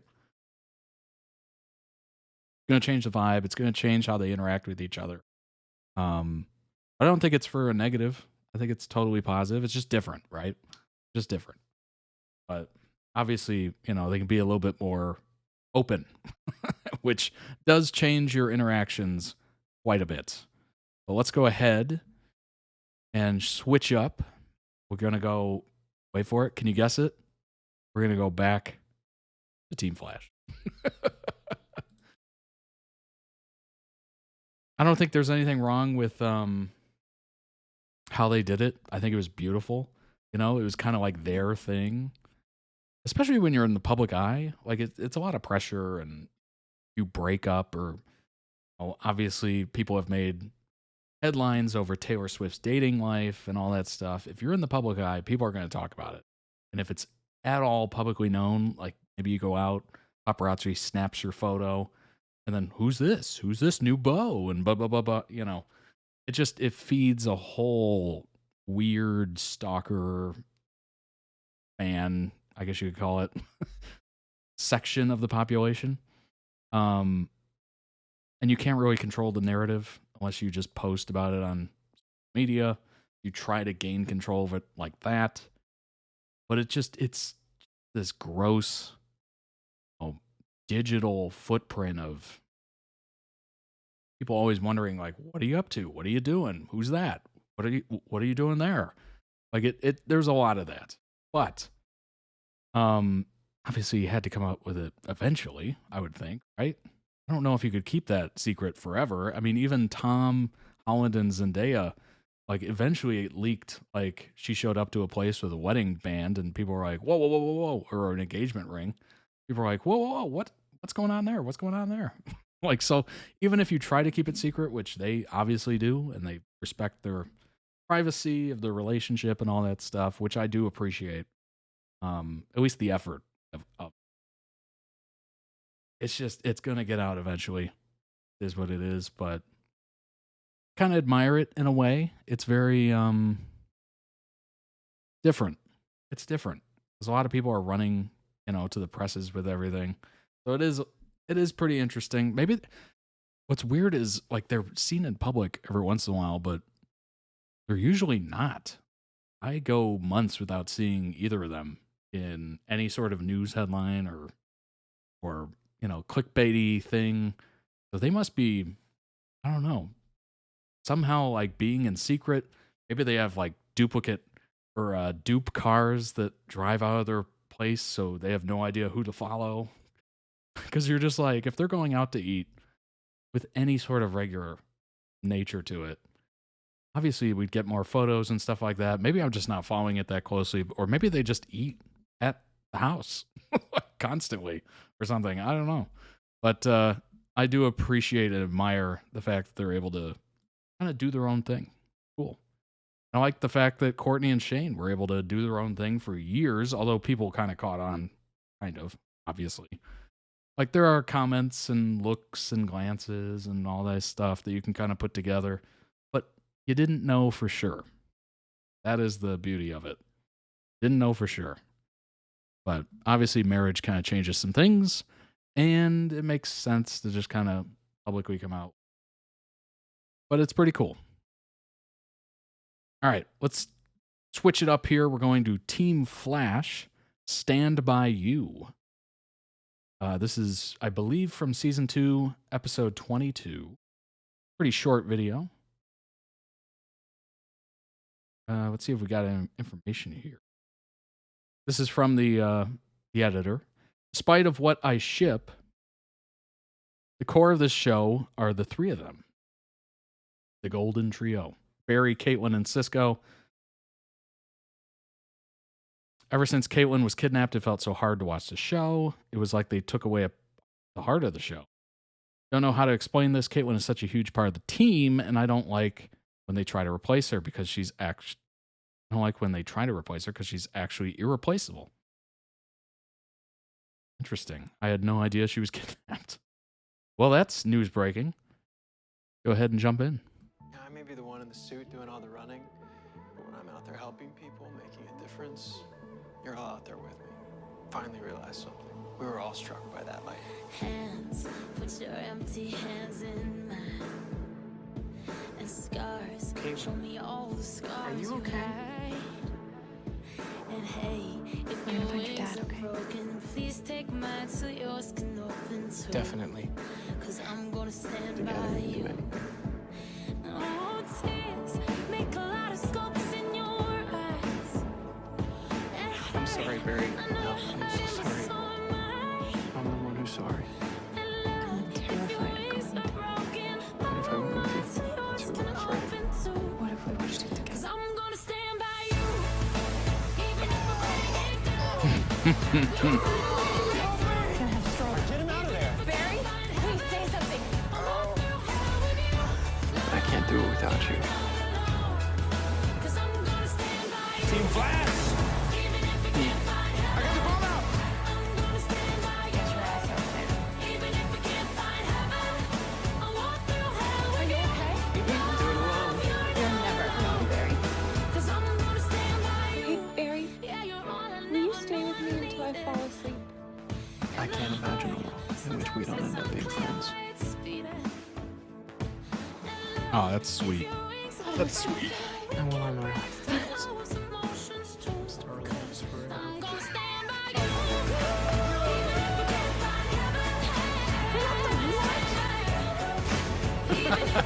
That must have been when he found out. What? Guys, this is not a joke. 3, 2, 1.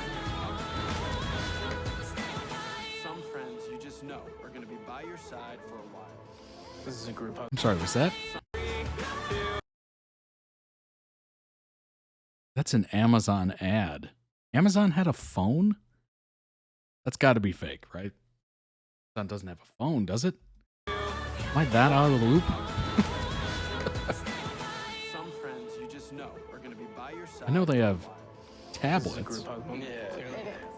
I'm gonna stand by you.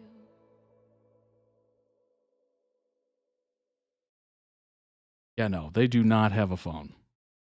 Wait a minute, they did. Oh my gosh. And it did not last long. Oh my gosh. Excellent. Excellent, excellent, excellent. Obviously, the teamwork there, they gelled quite well. Like I said, it's always better to go through things as partners, team, spouse, whatever. Like, it's always better to go through struggles or hardship with, people that can relate to it or can offer sympathy and empathy and all that good stuff. Go ahead and throw that a like. That was good. It was very good. Link down below in the YouTube description, video description for the original video. Go throw it some much-deserved love. And also, I'll throw it in the live chat for those of you watching live. But like I said, that was a phone. I had no idea.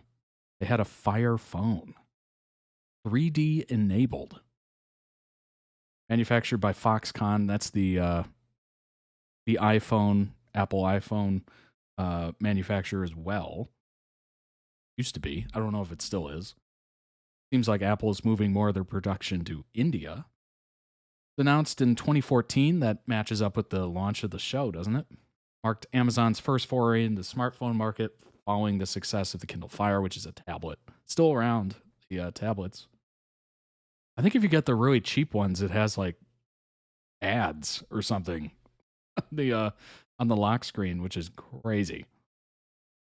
Launched as an AT&T exclusive. Hallmark featured dynamic perspective using four front-facing cameras and the gyroscopes to track the user's movements. Adjust the UI so it gives the impression of depth and 3D. Weird.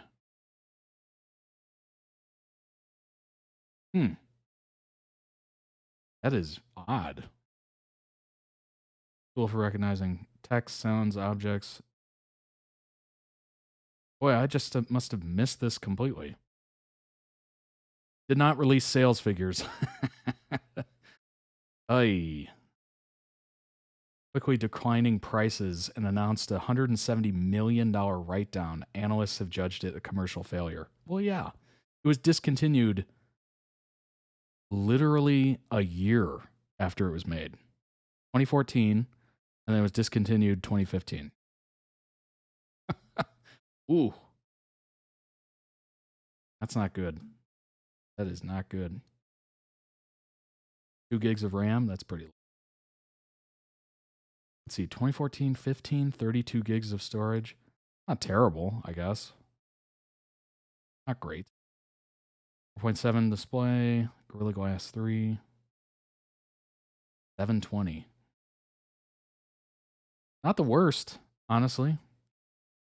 Trying to think back to like specs that were around in 2014, 15. 2400 milliamp battery, that's like standard iPhone. Still.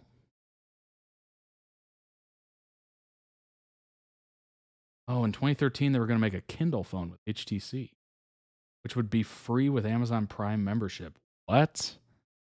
Amazon denied the claims. It would definitely not be free. Well, yeah, it probably cost them millions of dollars to do R&D for this thing. Especially like the use of the 3D. You want to talk about crazy idea. 3D screen on the phone. That is bonkers. Oh yeah, it kind of has like, you can kind of see the effect like right here. It has like a little box shadow on all the apps. Kind of difficult to see, but you see a little bit of it there, a little bit of it here, around here. That is so gimmicky, it's ridiculous. That is absolutely gimmicky. I'm not surprised that failed.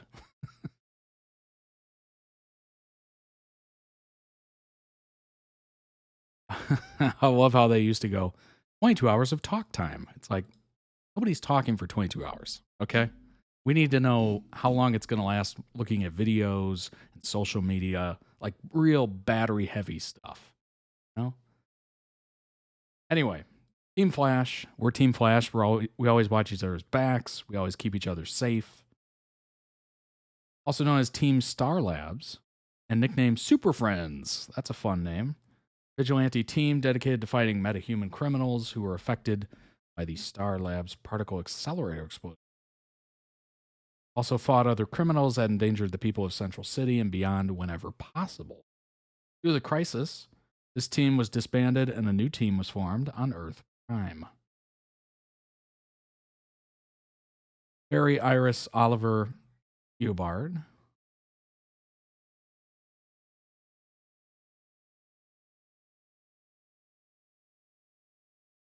All right, we had Batwoman in there, Supergirl, Legends of Tomorrow.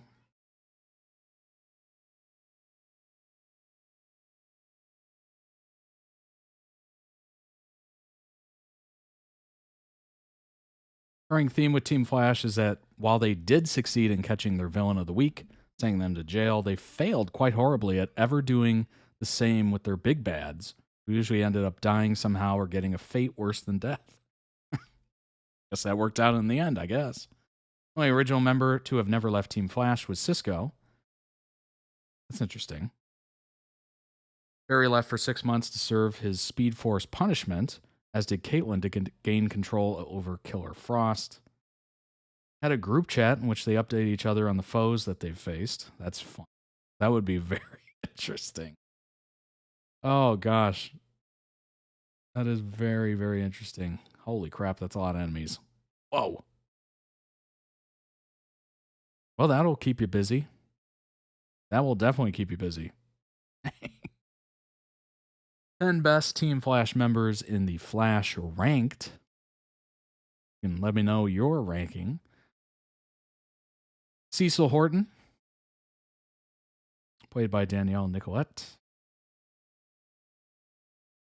No.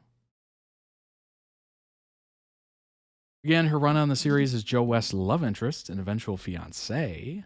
Soon discover that she was affected by the particle accelerator explosion and was a metahuman. Telepathic abilities would be useful by reading minds and changing people's emotions. Power completely new to the series that would evolve into a grander variety of uses like flying.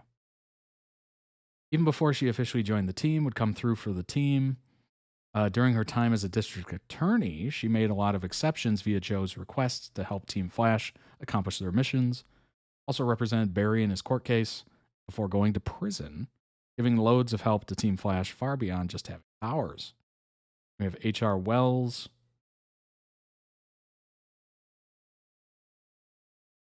After 2 seasons and 2 iterations of Harrison Wells that were a tad more serious, H.R. Wells entered with quick wit and charm that shocked both fans and even Team Flash themselves, initially pretending to have incredible intellect like the prior season or prior versions of Wells.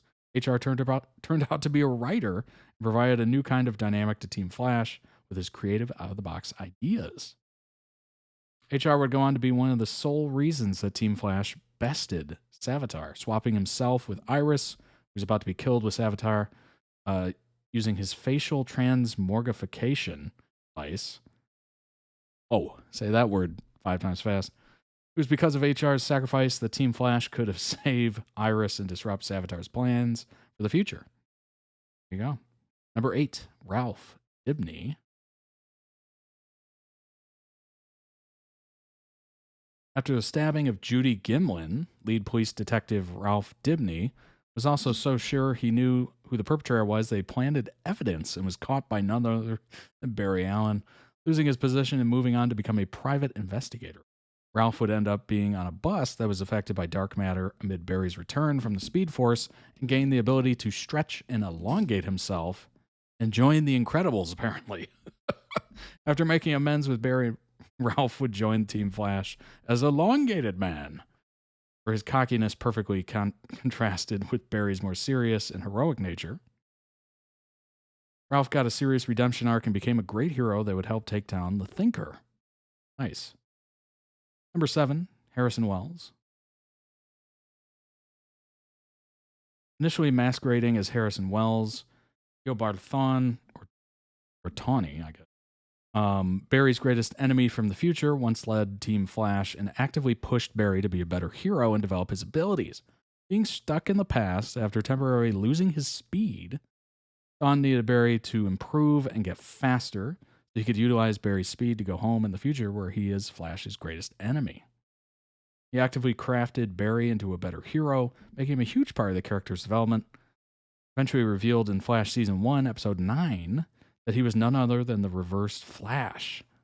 The release shocked fans and critics worldwide. Oh, interesting. Number 6, Iris West Allen. Go, a couple photos. Boom, boom. Iris come a long way from seasons 1 to 9, initially starting as a barista by day and blog writer by night. She went on to be an official reporter, speedster for a short time, founded her own newspaper, and married the Scarlet Speedster himself, all while facing a chaotic threat over on Earth X. Commonly called Barry's lightning rod, the relationship has been one of the core plots and heart of the show since episode 1. Key character in Barry's story, providing Team Flash with her investigative skills and always putting her life on the line for the story and the truth. Number 5, Harry Wells. Boy, Tom Cavanaugh played so many characters. What the heck? That's crazy. The reveal of Harry Wells in season 2 of The Flash was one filled to the brim with tension. Harrison Wells from Earth 2 came through a portal into Star Labs. Naturally, the team was understandably abrasive. While it took everyone some time to come around, Harry ended up being an integral part of Flash, boasting a genius-level intellect, incredibly compelling drive to save his daughter, who had been kidnapped by Zoom. Gosh, whenever I think of Zoom, I think of that television show that used to be on PBS, public broadcasting here in the U.S. Oh, God. Takes me back. Number 4, Caitlin Snow. One of the few characters of the show that stuck around for its entire run. Essentially played 3 characters out of the Caitlin character.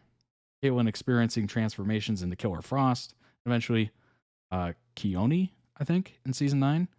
She had many wonderful, heartwarming, and gut-wrenching arcs throughout her time in the series, whether it be her shocking betrayal through her Killer Frost transformation or losing her husband for the second time. Good grief. After just getting him back at the top of season 2. That's crazy. That would have been interesting to see more emotional development from that. One of the most important characters of the series and certified fan favorite. Reserve scientist who initially was apprehensive of Barry flaunting his powers as a superhero would grow into one of the most complex and heroic characters. 3, Joe West. From the moment Barry Allen's mother was murdered, after he had lost everything, Joe West stepped up to the plate and took the young boy in like he was his own son. Joe's been one of the most selfless characters, and due to this, served as an impeccable role model. On top of being an incredible father to Barry, Joe's job at CCPD allowed Team Flash to have a head start on a lot of cases due to the information he was able to provide. That's awesome. Actor Jesse Martin always brought his A game, brought even more complexity to Joe. Number 2, Cisco. No, that's a good one. That's a good one. Undoubtedly the major fan favorite, Team Flash member, goofy pop culture referencing Vibey, and charming tech wizard was a day 1 Team Flash member. Experienced a plethora of growth. 7 seasons of the show. Oh, gotcha. Underwent a superpowered transformation into hero vibe. Executed through much more of a slow burn, feeling a lot more earned once he finally reached his true potential. Presence of the rest of the show was greatly missed, and many were disappointed to find his absence in the series finale. Oh boy. So that might explain a little bit of the drop-off after season 7. Number 1, of course, not surprisingly, Barry Allen. Look at the team. Boom. As if anyone could take the number 1 spot, but the titular character himself, Barry Allen. From the beginning, Barry was the driving force that led Team Flash from being a group of scientists studying metahumans to becoming heroes.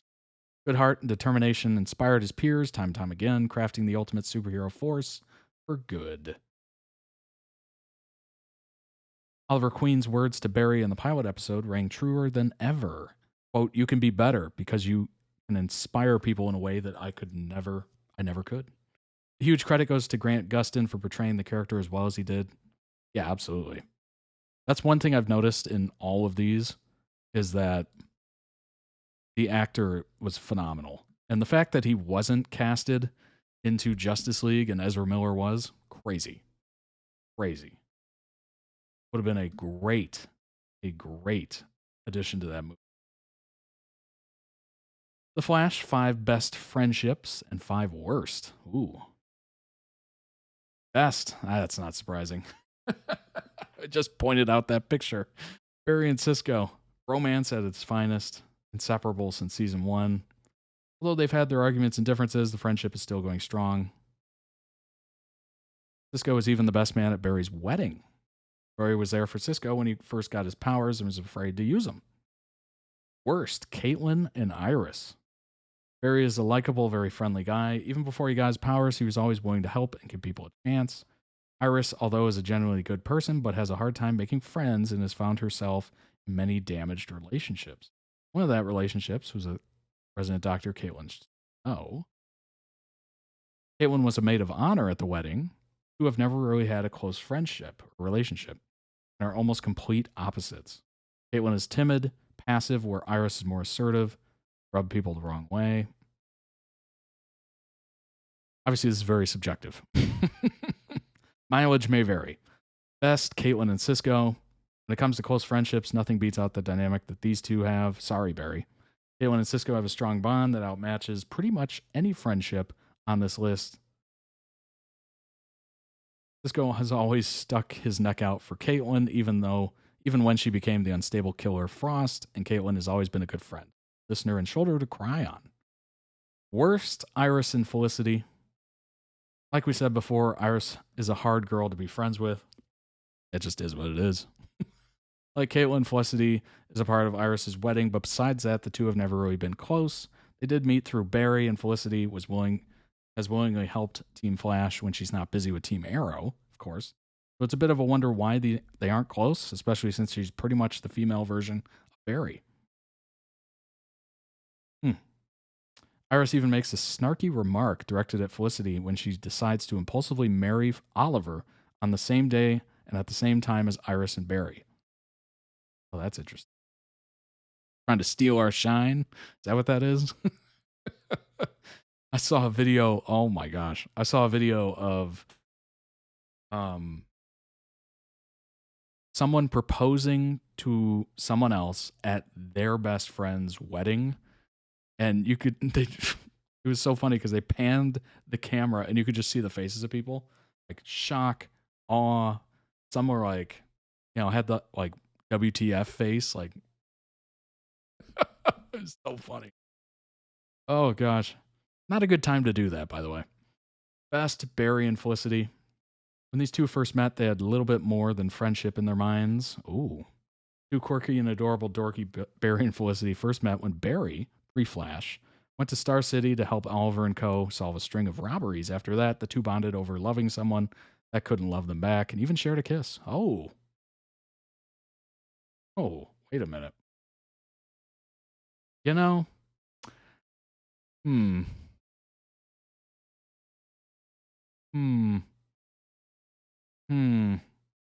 don't know. I think I can figure that one out. Barry and Felicity continue to be close friends, proving that they could overcome their awkward, almost romance. Yeah, I think I can figure it out. Worst, Ralph and Cisco. Ralph's introduction to the team was a little rocky, to say the least. From his complicated past with Barry to his constant joking and overall immaturity led him to butting heads with everyone, including Cisco. Luckily, Ralph learned to work with others, become part of the team, repairing his relationship, except for Cisco. Best, Barry and Oliver. That's not surprising at all, is it? I mean, I've reacted to many Barry and Oliver videos. As for the one who started it all, Oliver has a great relationship with almost every hero in the Arrowverse, but none compared to the one he has with Barry. I especially love the point where they shoot each other with arrows. Those are amazing. Although the two don't always see eye to eye and are complete opposites of each other, Barry looks up to and respects Oliver Oliver admires Barry's optimism and his ability to see good in others. Worst, Harrison Wells and Joe West. One of the long-running jokes of the show every season is Harrison Wells from a parallel Earth. Each Wells is different from the other, and each one has something they've contributed to the team. Everyone has had a Wells they've liked or gotten along with, all except Joe West. Joe is a father figure, usually gets along with any new addition to a team, but it seems he's had an issue with every single. He's punched, shot at, and even thrown a Wells in jail. That's funny. Best, Ralph and Killer Frost. One of the most surprising due to the two of them being completely different people, but believe it or not, two have built a great friendship and constantly rely on each other for many different things. Ralph relies on Frost when he feels alone or isolated from the team, and Frost goes to him when she needs life advice or someone who's got her back. Worst, Barry and Camilla and Chester. Over the years, Barry has been a mentor to the heroes of Central City, including Kid Flash, Jesse Quick, Elongated Man, and many others. He's always been a patient and easygoing teacher, giving everyone the benefit of the doubt and looking for the best in them. After 6+ years of his prodigies dying or leaving him, that's terrible, Barry is cautious and not as accepting. For Camilla and Chester, that unfortunately means a less than enthusiastic welcome. Barry is so tired of change and just wants one constant. And with an inexperienced Camilla and Chester almost getting him killed, it was a rocky start. Oh, gosh. At that point, you're just like, come on now. Can I get something to work in my favor? Can I stop losing people? Oh, my gosh. All right. That leads us to the final video of the week. That is... I'm not even going to attempt these names because I'm looking at them now and I'm going to screw them up. Yoon, Yi, and Chong, maybe. And it's entitled Family, and this is from Twinkling Watermelon, which is such a fun, adorable name for a show. I mean, it might be one of the better ones I've ever heard, honestly. But I have no idea what this is going to be about, I don't think. But I'm excited to figure it out. Maybe you've seen this, maybe you haven't. If you haven't, hope you enjoy it along with me. Go ahead and jump in. Looks to be a good 15 minutes, so we should get a nice feeling towards this. I think we're going to need... Let me check to see if we need closed captioning.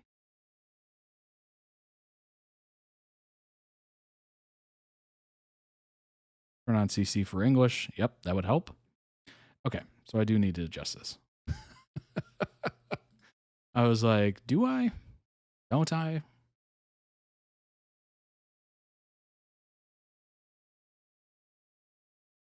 Here we go. Should be good. Go ahead and get a fresh look at that. Oh, do it again. There we go. Hey, there's the thumbnail. 우리 형은 농인이다. 우리 부모님도 농인이다. 나는 아니다.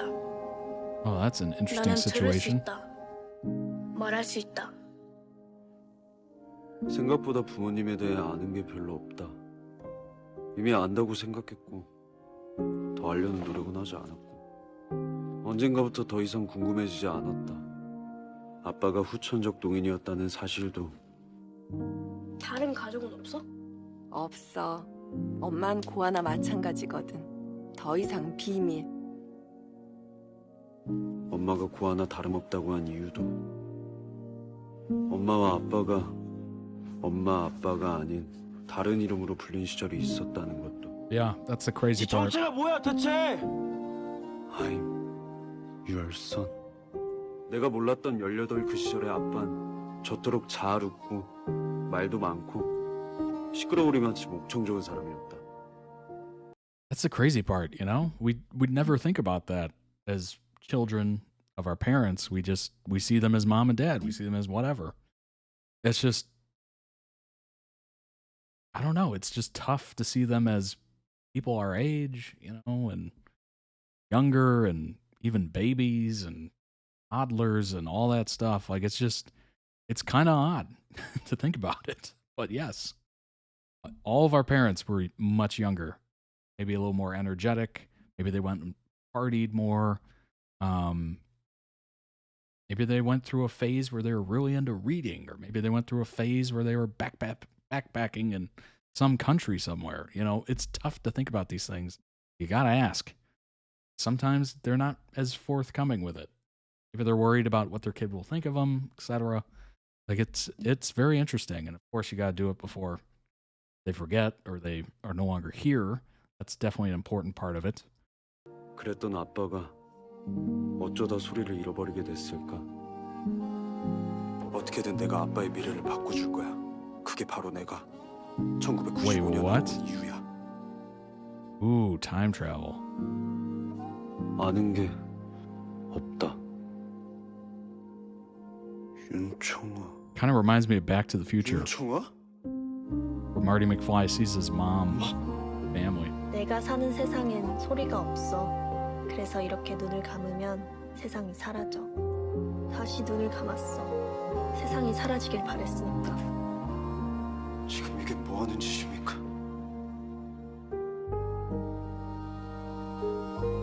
괜찮아. 어디 다친 데 없어. 이 집에서 수화는 금지입니다. 무슨 개코 같은 소리예요, 그게. 농인한테 수화를 못하게 막으면 도대체 어떻게 의사표현을 하는 겁니까? 손을 사용하면 어떻게 안 됐지? 손을 묶을 거랬지. Oh, wow. 어떤 명분이라도 사람의 말을 빼앗는 거는 그 사람의 세상을 빼앗는 겁니다. 한 사람의 영혼을 식민지로 만드는 거예요. 슬픈 눈이다. 왜? 따님에게 수화를 가르쳐주고 싶습니다. 뭘 하고 싶어? 수화야. 손으로 만들어내는 소리. 나 아기였을 때 엄마가 가르쳐주던 거. 운다. 왜? 내 이름은 하은결이야. 하은결.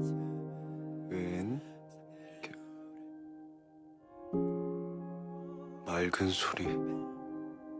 나 수화 배우고 싶어. 배워서 친구 만들고 싶어. 가르쳐 줄 거지? 가르쳐 줄게. 내 열심히 Oh, 가르쳐 this is 줄게. so interesting. 웃는 모습. 뭐?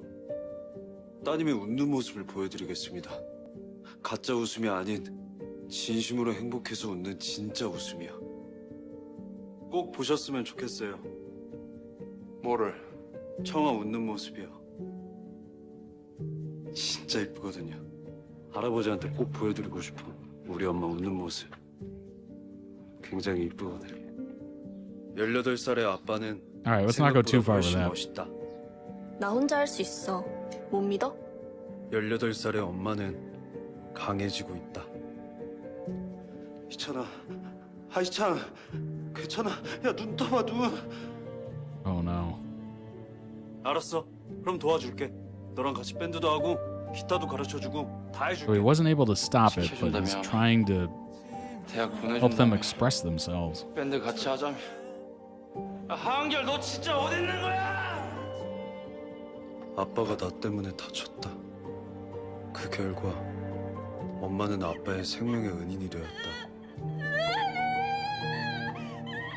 18살의 엄마를 몰랐던 아빠는 이제 엄마를 알게 되었고 18살의 아빠를 짝사랑해왔던 엄마는 이제 연결고리가 생겼다.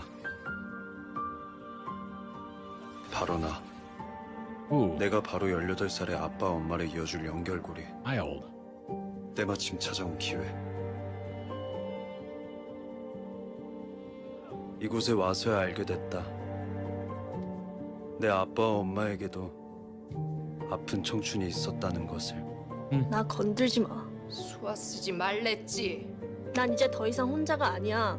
여기선 당신이 왕이고 당신의 돈을 받은 당신의 노예들이 당신 뜻대로 움직여주겠지만 밖엔 또 다른 세상이 있어.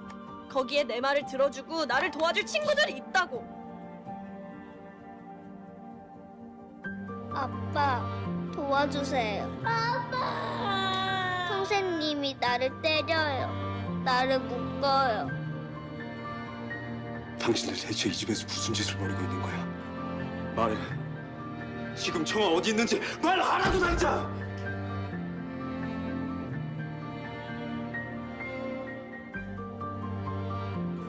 찾았네. 끝났다. 숨바꼭질. 12년 만에. 엄마한테도 가족 있어. 진짜 가족 있어. 어디가? 진성가, 지들이 무슨 짓을 했는지 알려줘야지. 괜히 삐끗해서 지 애비 닮은가 봐. 이찬이 아버지가 왜? 지 애비가 도박에 정신이 나가서 허구한 날 돈 내놓으라고 나한테 그냥 주먹을 휘둘렀거든. 노름에 정신 팔려서 부모 자식 다 팽개치고 팔도강산 떠도는 우리 아버지랑 뭐가 다르냐고! 너 나와 달랬어? 우리한테 물어보고 나간 거 아니잖아. 낳아놨으면 공짜로 살면 안 되지. 왜 날 낳았냐 욕받이라도 대줘야지. 그래야 부모지. Imagine seeing your own father doing that. Like, oh. 그 수모 다 겪어도 어디 하나 삐끗 나지도 않고. 반드시 용서해야 되는 건 아니라고. 언제든 다시 돌아와도 돼. I mean, we only see what they show us, right? 무조건. Unless we ask about it. 알지. 아버지란 사회라는 거센 파도로 나가기에 앞서 모든 풍파를 막아주는 방패 같은 존재다. 저는 그런 아버지를 가질 기회가 없었지만 청아에겐 있었으면 좋겠어요. 나 결혼 안 할 건데. 어? 안 해. 부모 사랑 받아본 적이 없어서 사랑 줄 방법을 모를까 봐 겁나.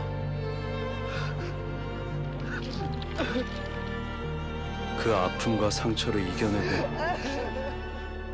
What's wrong? 부모가 I 되었다는 don't want to 것을. talk about it. You'll find out.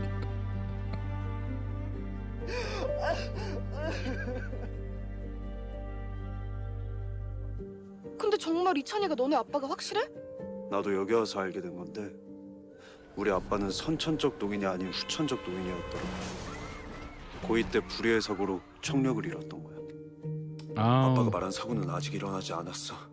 그 사고만 막아내면 내가 아빠의 운명을 바꿀 수 있을지 몰라. 야, 너 지금 뭐 하는 거야? 가지 마. 제발. 나는 미래에서 왔어. Oh, big reveal. 나는 미래에서 온 네 아들이고 Big reveal. 너는 내 아빠야. 믿을 수 있어? 이거였어? 나는 너의 미래를 알고 너의 인생을 바꿀 방법을 알아냈어. 믿어줘? 그 말이 진짜였어? 그럼 사고는 언제 일어나는데? 이미 막았어.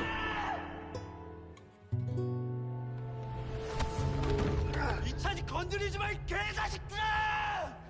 아니야. 틀렸어. 그게 무슨 소리야? 나 은호한테 들은 적이 있어.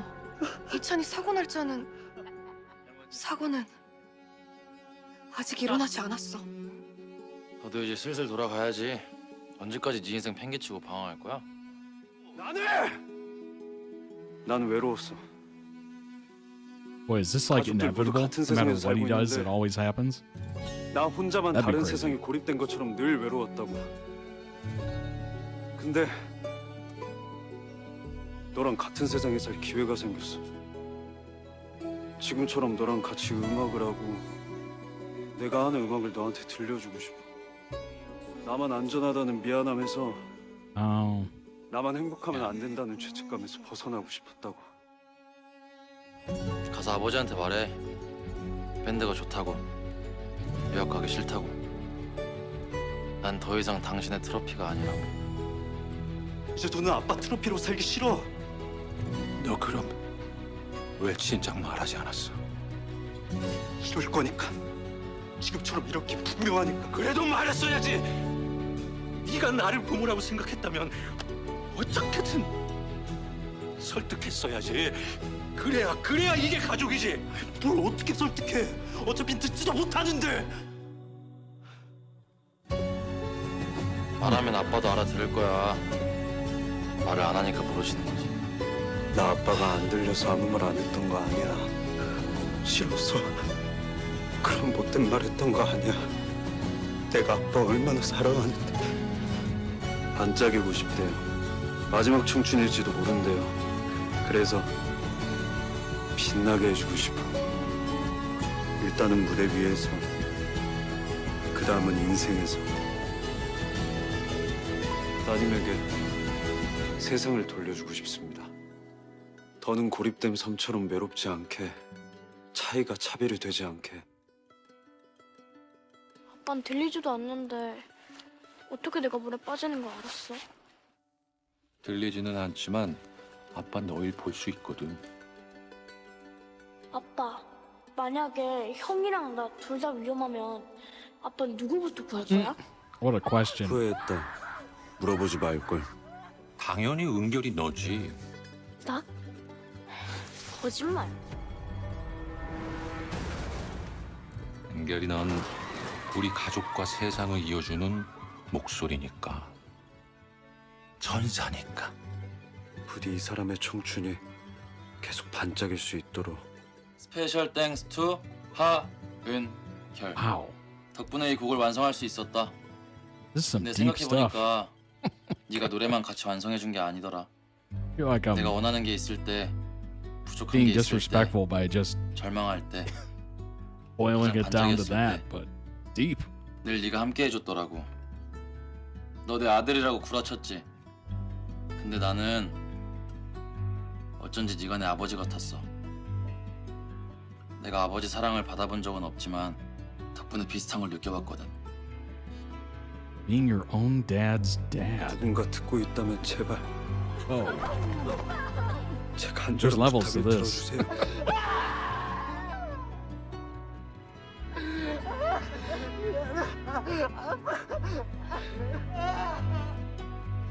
나 이상해. 소리가 안 들려. 내 목소리도 안 들려. 궁금해서 그러는데 나는 미래에 어떻게 되냐? 잘 살아. 누구보다 빛나게 살아. 전에 말했었지. 너는 아내에게 사랑받고 자식들한테 존경받는 아주 훌륭하고 멋진 아빠가 될 거야. 그렇게 돼. 그러니까 뭐라는 거야? 하나도 안 들리잖아. 그러니까 어이 아들, 고맙다. Ooh. 신, 다음 생엔 내가 네 아버지로 태어나줄게. 약속 꼭 지켜. 멋지게 이겨내서 꼭 내 아버지가 되죠. 너가 바꾼 게 왜 없어? 그리고 채원아를 구원했잖아. 이찬이를 한번 믿어봐. 2023년에도 이찬이랑 청아가 있어. 은호도 있고. 네 잘못 아니야. 사고는 사고일 뿐이야. 맞지? 내가 그랬잖아. 내 인생 망가졌다 좌절하지 않는다고. 그러니까 가. 뒤돌아보지 말고 Boy, 가. the butterfly effect in this is 가서 crazy. 더는 죄징 표정 짓지 않게 되면 그때 다시 나 Everything you do in the 만나. past will change the future. 어때? 나 만날 준비 됐어? 가끔은 너도 현재를 즐겨봐. 나 때문에, 가족 때문에 아까운 네 청춘 낭비하지 말고 반짝일 수 있을 때 반짝여봐. And the fact that you're able to get words of wisdom from your future father, mother, whatever, that is incredible. Wow. This is very beautiful. 내려놔 그만. 그거 네 짐 아니야. 네가 억지로 떠맡은 짐이지. 날 기다리는 사람들이 있어. 그리고 나도 있고. Wow. Wow. Wow. Wow. Absolutely beautiful edit. Stunningly interesting show. The quote is, I only realized this after coming here that my parents also had a painful time in their youth. Kind of funny how we just think our parents' lives started at childbirth. I also realized that they had overcome the pain and suffering to become my parents. What a journey, indeed. Go ahead and throw that some love. Link down below in the video description on YouTube. For the original video, go throw it some much-deserved love, and also check out their channel. They might have other ones. They have roughly about 91,000 subscribers, so I'm assuming they do. And I will throw it here live in the Twitch chat for those watching live. Wow, what a way to end with a bang, huh? Go ahead and bring up some information on Twinkling Watermelon. Again, one of the craziest names I've ever heard, but it's good. It's good. I like it. 2023 television series aired for in 2023 every Monday and Tuesday. That's kind of interesting. Also available for streaming. Tells the story of a coda boy. What does that mean? Child of deaf adult. I've never heard of that. 90% of children born to deaf adults are not deaf, resulting in a significant widespread community of codas around the world. With a natural talent for music. K-dramas are normally twice a week. Appreciate the heads up on that, RS. Welcome in as well.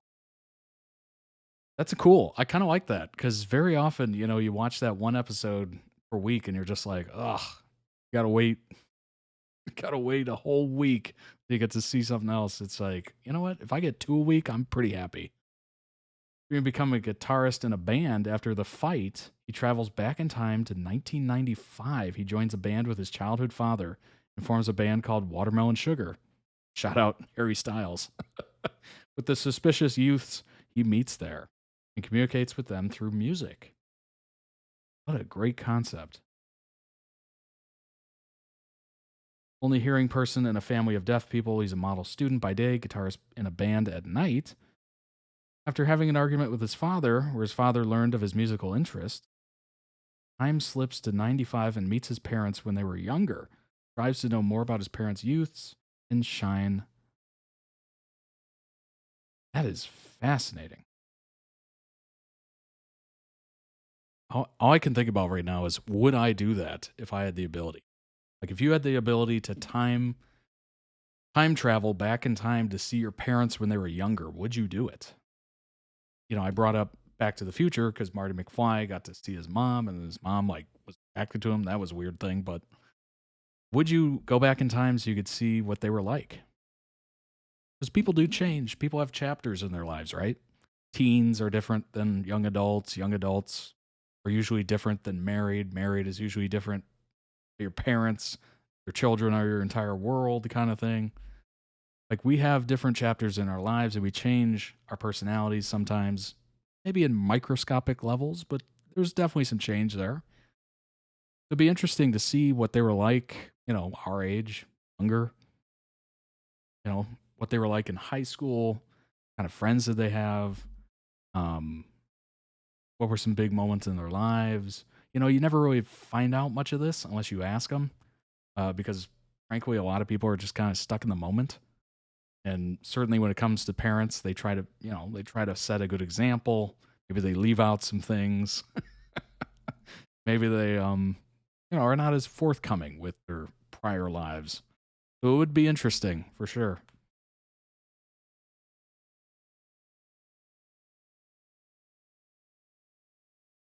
"16 episodes. It's not a lot. Running time about 70 minutes.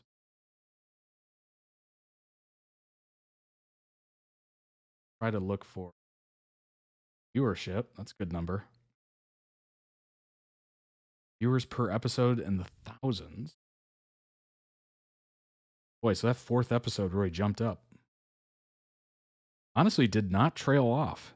And the last season had some of the highest numbers. Had the 2nd highest number in the show. Wow. That's great. Furthermore, it also charted in the top 5 in 64 countries. Wow. Ranked number 1 in viewership in 12 regions, including the US, Canada, UK, Germany, Netherlands, Belgium, Czechia. I've never heard of that. Denmark. That the old Czech Republic? What is that? Sweden, New Zealand, Saudi Arabia, and more in the week the drama's final episode was released. Wow. That is impressive to have your final season be that high.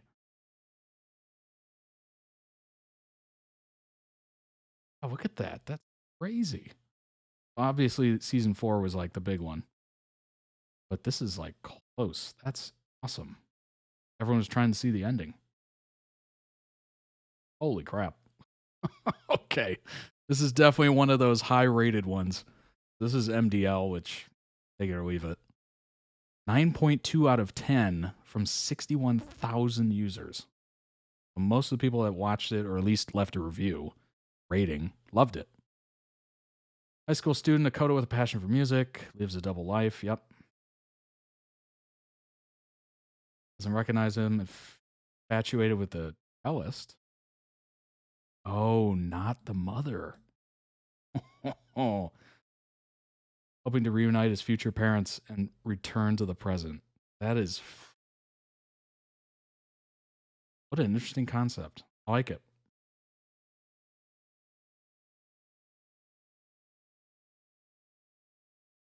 A blast to the past. Yeah. Youth drama we didn't know we needed. It was a really good show. Honestly, it seems like it. Just from that video alone and just from what I've read, that seems extremely good.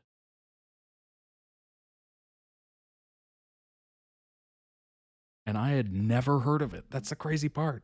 Like, it seems amazing. And I had never heard of it.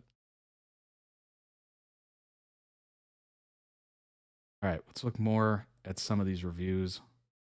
One of the best K-dramas in 2023. I love how people were couching their reviews like, I'm not here to argue. This is my personal opinion. Comforting and fun, but it has pace. Yeah. Heartwarming, inspiring show about following your dreams, connecting with loved ones, finding what sparks your happiness. Every single character ends up in a better place from when they started. That's good. It's good to have these little heartfelt, really nice, endearing, happy ending shows or movies. I do appreciate, I've said it before and I'll say it again, I do appreciate the show that kind of ends negative. Like, you're hoping for that Disney ending and then it just ends poorly. Or not poorly, but things don't get better. I do appreciate those from time to time. It keeps things, level and real, and it's usually a pretty good twist, honestly, because you're expecting the happy ending every time. When you don't get it, you're like, whoa. It really makes an impact on you.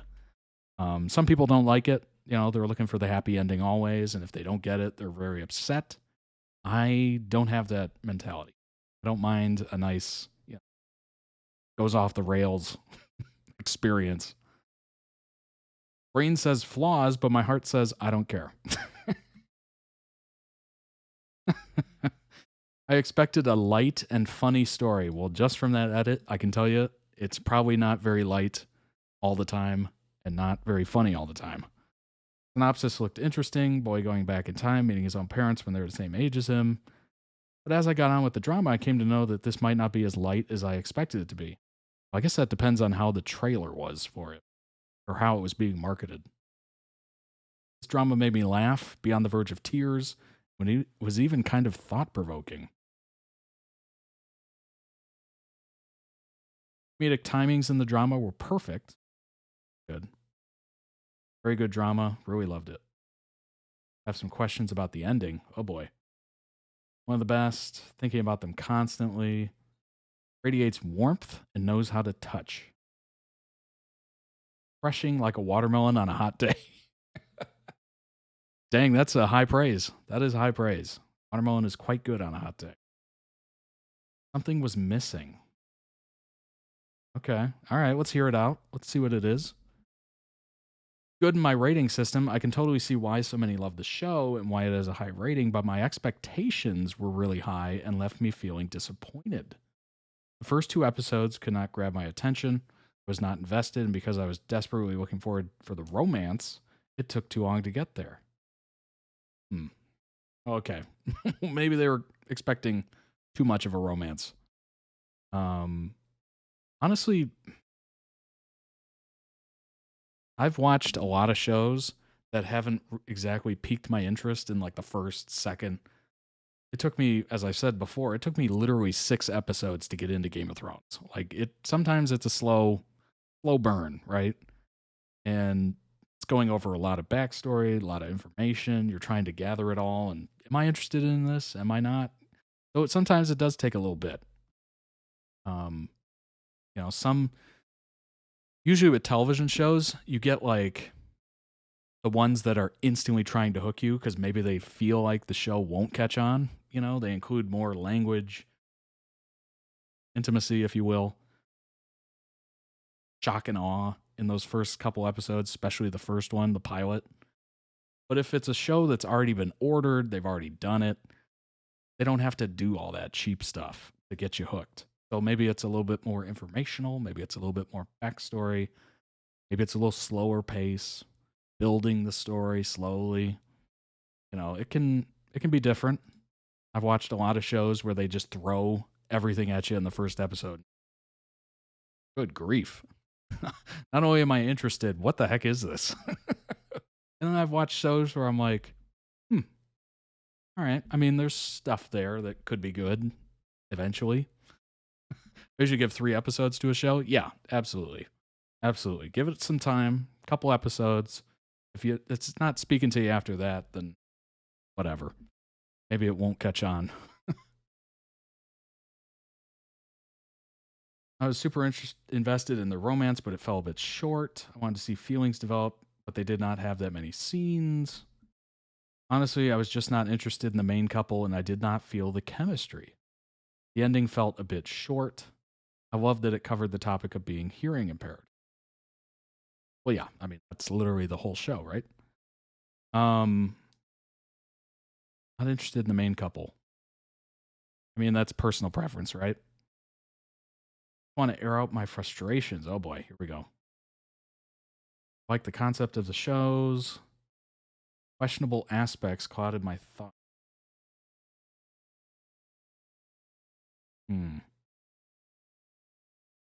Interference in the past would naturally affect the present. That's that butterfly effect that I was talking about, which was a pretty interesting movie with Ashton Kutcher, I think, right? But I still feel like they could have done way better to make it less jarring and evidently divisive. Just so bizarre to think about how alone Yoon is with his memories of what his whole life was like before he went back in time. He's basically just now starting the life he's responsible for creating. Also, the fact that everyone who knew him in 95 has the worst memory ever and can't tell that he looks exactly like the guy they befriended and have pictures of, and also has the same name. I don't know. I'm just disappointed in the emotional moments that really landed. Don't even feel like much anymore. Huh.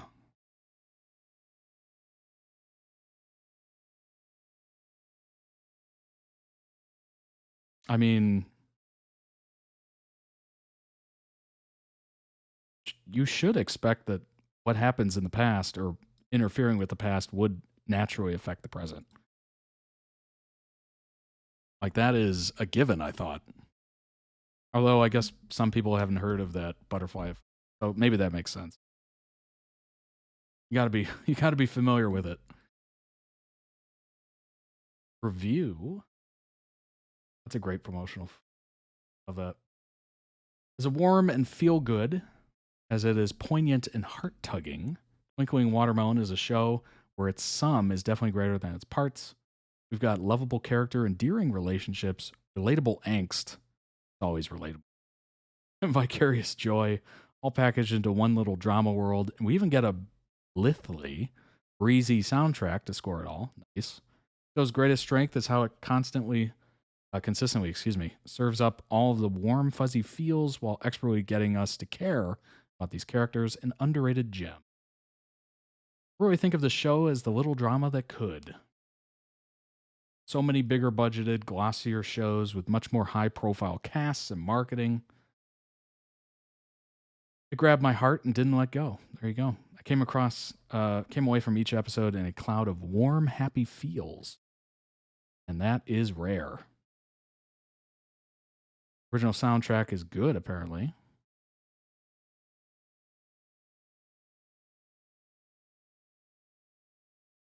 All right, let's see here. Managing expectations. Here are a few things I think would be helpful to keep in mind. This isn't a true time travel drama. What I mean is, yes, our characters do time travel, but the whys and hows are not on show's priority list to explore.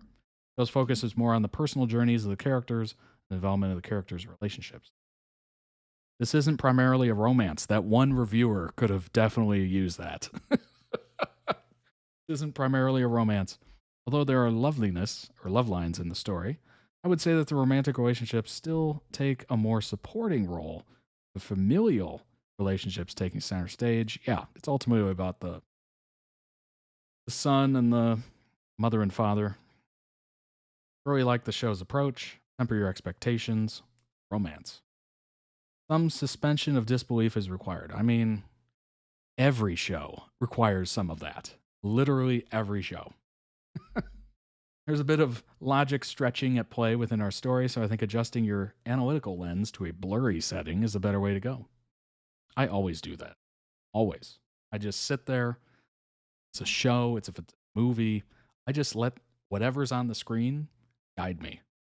I accept whatever's going on. It's a good way to think about it. You know, let the director take you where they want to take you. Don't overanalyze it. Don't try to guess the plot. Just get out of your own brain. Just let it be.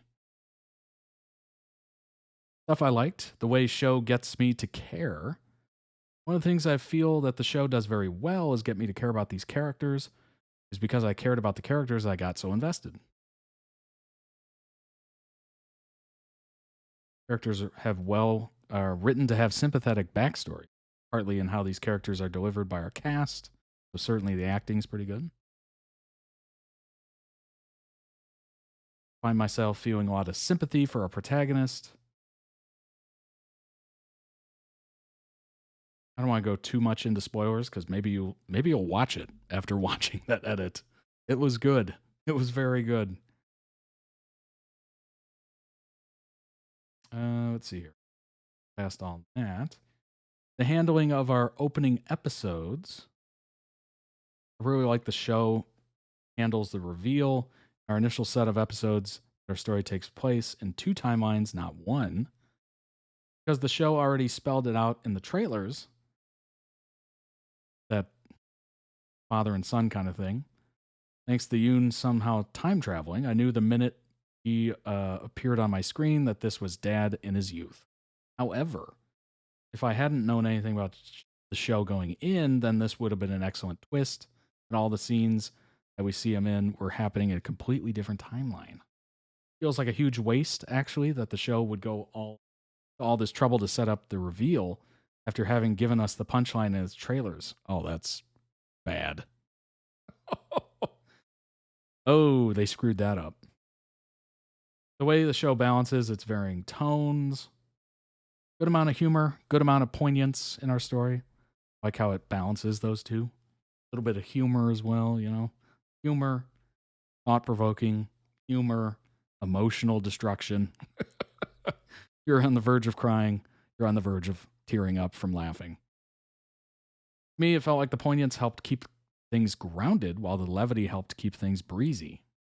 That is very important. That's difficult to do. So many times you watch a show that, you know, or a movie that has humor in it, and it's too much that it overpowers the drama and makes it way less emotional investment. It just becomes kind of a laughing stock. And then the heartfelt moments that are supposed to be deep and really hit, maybe they hit a little less because the show's brand of roller coaster.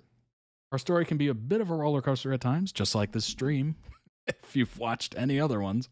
I just wanted to say that I really like the show's brand of roller coaster. What I mean is because of the show's wholesome vibe, where I'm 99% certain that the show is going to give us a happy ending. This feels akin to taking a great roller coaster ride at Disney, where you're not only assured of a safe landing, but you're pretty sure that it'll be wholesome feels waiting for you at the finish line. And so I didn't feel overly worried, even if the show had me on the edge of my seat at points. Nicely done on both counts. Kept an edge on my seat while also realizing that it'll end up with a wholesome outcome. Now, if it didn't, that'd be the ultimate twist. That'd be the ultimate roller coaster, right? The show's general sense of funny. Humor worked for me, more often than it didn't, which is rare, since K-drama's idea of funny often doesn't align with my idea of. That's good. If you have a different sense of humor, it still hits. Nice. Found myself chuckling at the conceptual ideas that the show was working with, but sometimes also found myself giggling at our actors' funny expressions.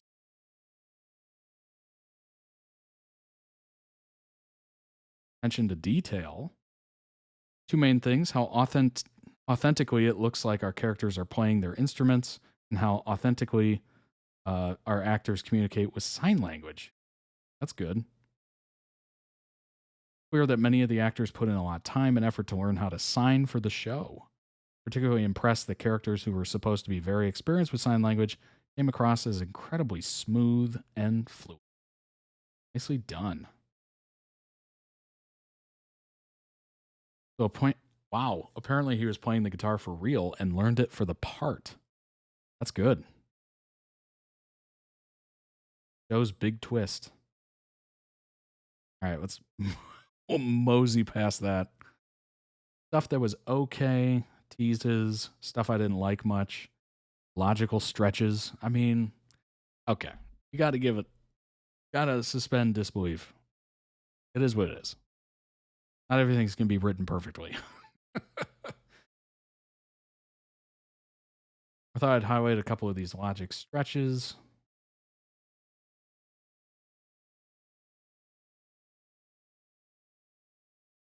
Oh, right away at the airport, when Yoon arrives in 95, she runs into an old friend from elementary school who addresses her. Okay, that's not good. This is an oversight on the show's part, or the show making Yoon out to be a finger pointer trying to assign blame in order to absolve herself of responsibility. I have no idea what that means. Spotlight on characters and relationships.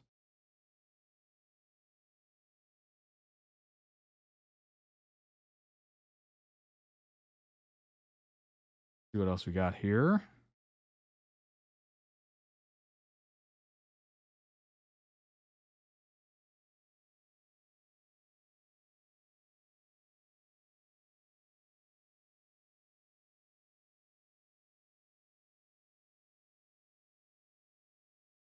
Love seeing these two together, yeah.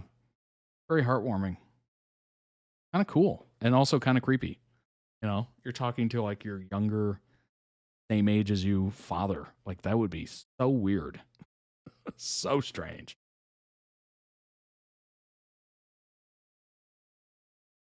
But again, would you go back in time if you could see them from a different lens? We're used to seeing them as, you know, their children. It'd be a totally different experience to see them as like friends or acquaintances. Comrades, if you will.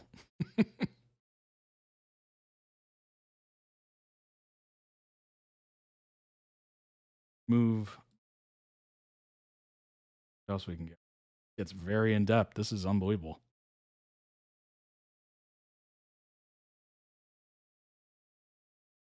Watermelon sugar. I just wanted to say that even though we don't really spend a huge amount of time exploring the dynamics within the band, most of the band members remain firmly in secondary character territory. I really did enjoy watching the band together, doing their thing. Themes. How things can work out in unexpected ways.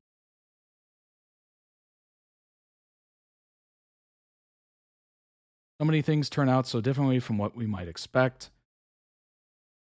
when we're there in the moment, eh? Yeah, things can work out in unexpected ways. Tried to stop the deafening of his father, and looks like it was just going to happen regardless. Number 2, you don't have to bear the weight of the world on your shoulders. That's a big one. I mean, we can be our own biggest critics, right? Happens to me all the time. Sure, it happens to you all the time. Good to remind yourself that, you know, you're only human. You're trying this thing out. Other people are trying it out. Nobody knows the answers to everything. You're just trying to figure it out. So, you know, cut yourself some slack. We're all clueless. We might think we know a lot, but we don't. Number 3, the journey is important. Yes, it is. The journey is important. How does our life start? Birth. How does our life end? Death. Are those two things the biggest and most important thing? I mean, yeah, they're important. What happens in between there? Those are only 2 plot points. You got a heck of a lot more time between those. You got to make something of it or do something. Enjoy the journey. Perhaps even more important than the destination. Absolutely. Yeah. You know, life is what we make it. Life's a garden, dig it. All the classic Joe Dirt lines. One of the things that really struck me about the show is how I mostly come away from an episode feeling all happy and satisfied. Even when that is dampened somewhat because of necessary dramatic tension, I haven't come away feeling disengaged or disgruntled.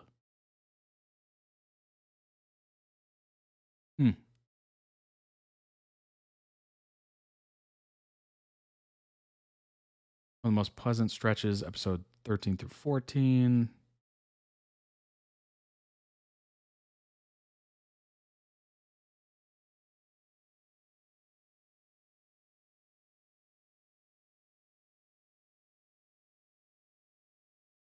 My gosh. Thoughts on the ending? Let's avoid it. Let's avoid it. I don't want to give it away because if this is your first time watching it and you're like, oh my gosh, you're probably going to watch it. Let me know how it goes. Final verdict, warm and hopeful and so heartfelt amid the lashings of poignance.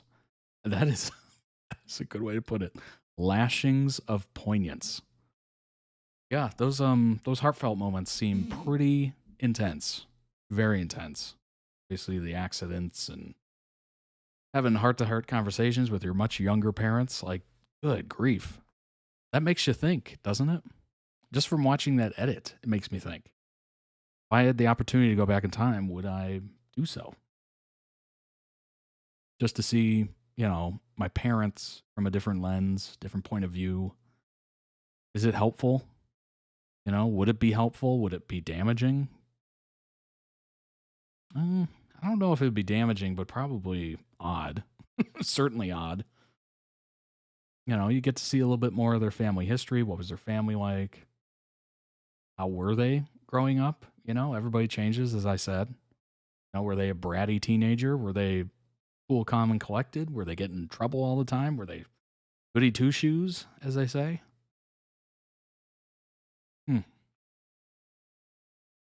Very interesting. Very, very interesting. Twinkling Watermelon viewers feel robbed. Oh boy. Wow, this was a total tone change here. Released still cuts from a deleted scene. Huh. Spoiler alert, obviously.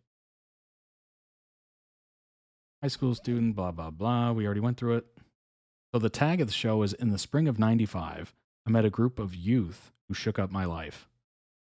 Yeah, that's a good way to put it. Most viewers were happy with the finale, although Yoon could not prevent his father's accident as he hoped. When he returned to the future, he realized his family not only existed, living happy. Still, there was something that viewers felt was missing. More interactions between Yoon's dad and mom. I guess they weren't the main point of view, though. I mean, the main point of view was Yoon trying to do something. Before we return to the present day, we saw Yu-chan in the hospital while Chong was traveling abroad with her father, causing viewers to worry about the two being separated. Yet when Yoon returned to the present day, the parents were clearly still together. They had gone to the same school. However, we didn't get to see them together since the dad was making a presentation while his wife was in the audience with their children. Now, some streaming network has released still cuts from what appears to be a deleted scene. It showcases the couple's relationship. Oh. Apparently, Chang caught Yi on a group blind date with friends while he was in college. Oh. The hand over the mouth. A behind-the-scenes clip filming the scene, apologizing. Has also been revealed.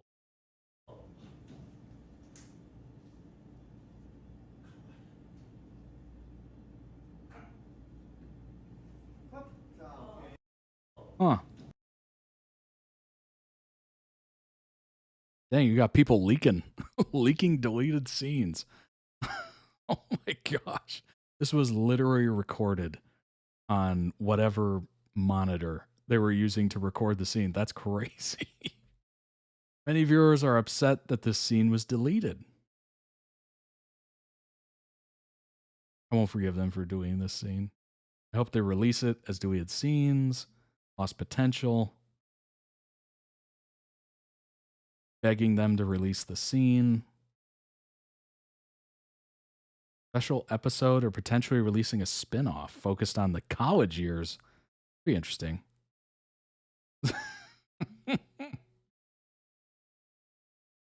On a spin-off of them in college until they get married and have kids.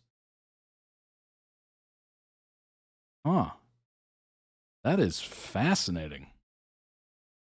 The fact that somebody recorded the monitor that they were filming the show on is wild. Wild. Clearly they were a fan of the show, or they just wanted to shake things up, I guess. But I'm assuming they got in some trouble for that, if they found out who did it. What a fascinating, fascinating story. Wow.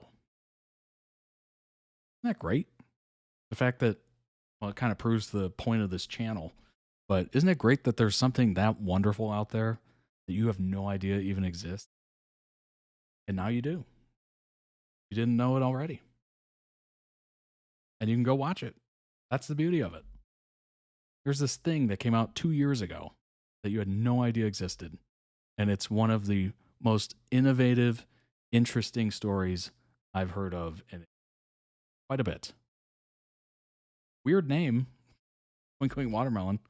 I would have never expected that to be a name of a show, but it is. And yeah, I would definitely advise go watch it if you haven't. You're a fan of K-dramas, even if you're not a fan of K-dramas. It might get you into them. Who knows? Might be the gateway drug, if you will, of K-dramas. That was fascinating. That was very fascinating. Good one to end on, I would say. Anyway, hope you enjoyed those as much as I did. That ending was phenomenal. I'm not surprised it got rated a 92 on MDL. Definitely deserves it from what I've seen. Obviously, that's not the whole show. It's just a 15-minute video edit. But, boy, they nailed the edit, I guess. Or they nailed the show. One of the two is correct, right? Anyway, I hope you had a good time. I know I did. Follow the Twitch channel if you'd like to watch live. Subscribe to the YouTube channel if you'd like to subscribe and get recommended more streams that get uploaded. We do these every Monday and Friday. Try to get them up same day. Well, at least the same day for me. Sometimes it doesn't work and I get it the next day, but I do try. Fortunately, it's such a large file that it's kind of difficult to do it. Check out the winter collection of merch available right now, toddreacts.com. It's leaving in just over 22 days. So check it out while you have the chance. Summer collection is coming. I'm getting more sample items probably this next week. Early this next week, I think. Yeah, I think that's right. If you'd like to request your own videos and literally guide the stream, you can do so. toddreacts.com. Season and series tiers are the ones you're looking for. And you can literally request a video and we'll watch it. We'll react to it together. If you'd like to join the chat live, certainly welcome to. Join the Discord. That's the last one I always forget about. Join the Discord. There's over 226 members in it right now as of this. And we're looking forward to hanging out. Maybe you'll meet some friends and people that are interested in what you're interested in too. It's just a much better place to have a conversation than the YouTube comments or whatever. You can have long form conversations. You can interject posts and videos and music and all that good stuff. It's awesome. So join today. Totally free. Available everywhere, the link. And yeah, I hope you have a tremendous weekend ahead. Thanks for joining. I appreciate a moment of your time as we journey around the internet, around your fandoms, one video at a time. I hope you have a wonderful, wonderful weekend. Stay safe. Do something fun, interesting. See you back here on Monday, live. And yeah, bye everybody.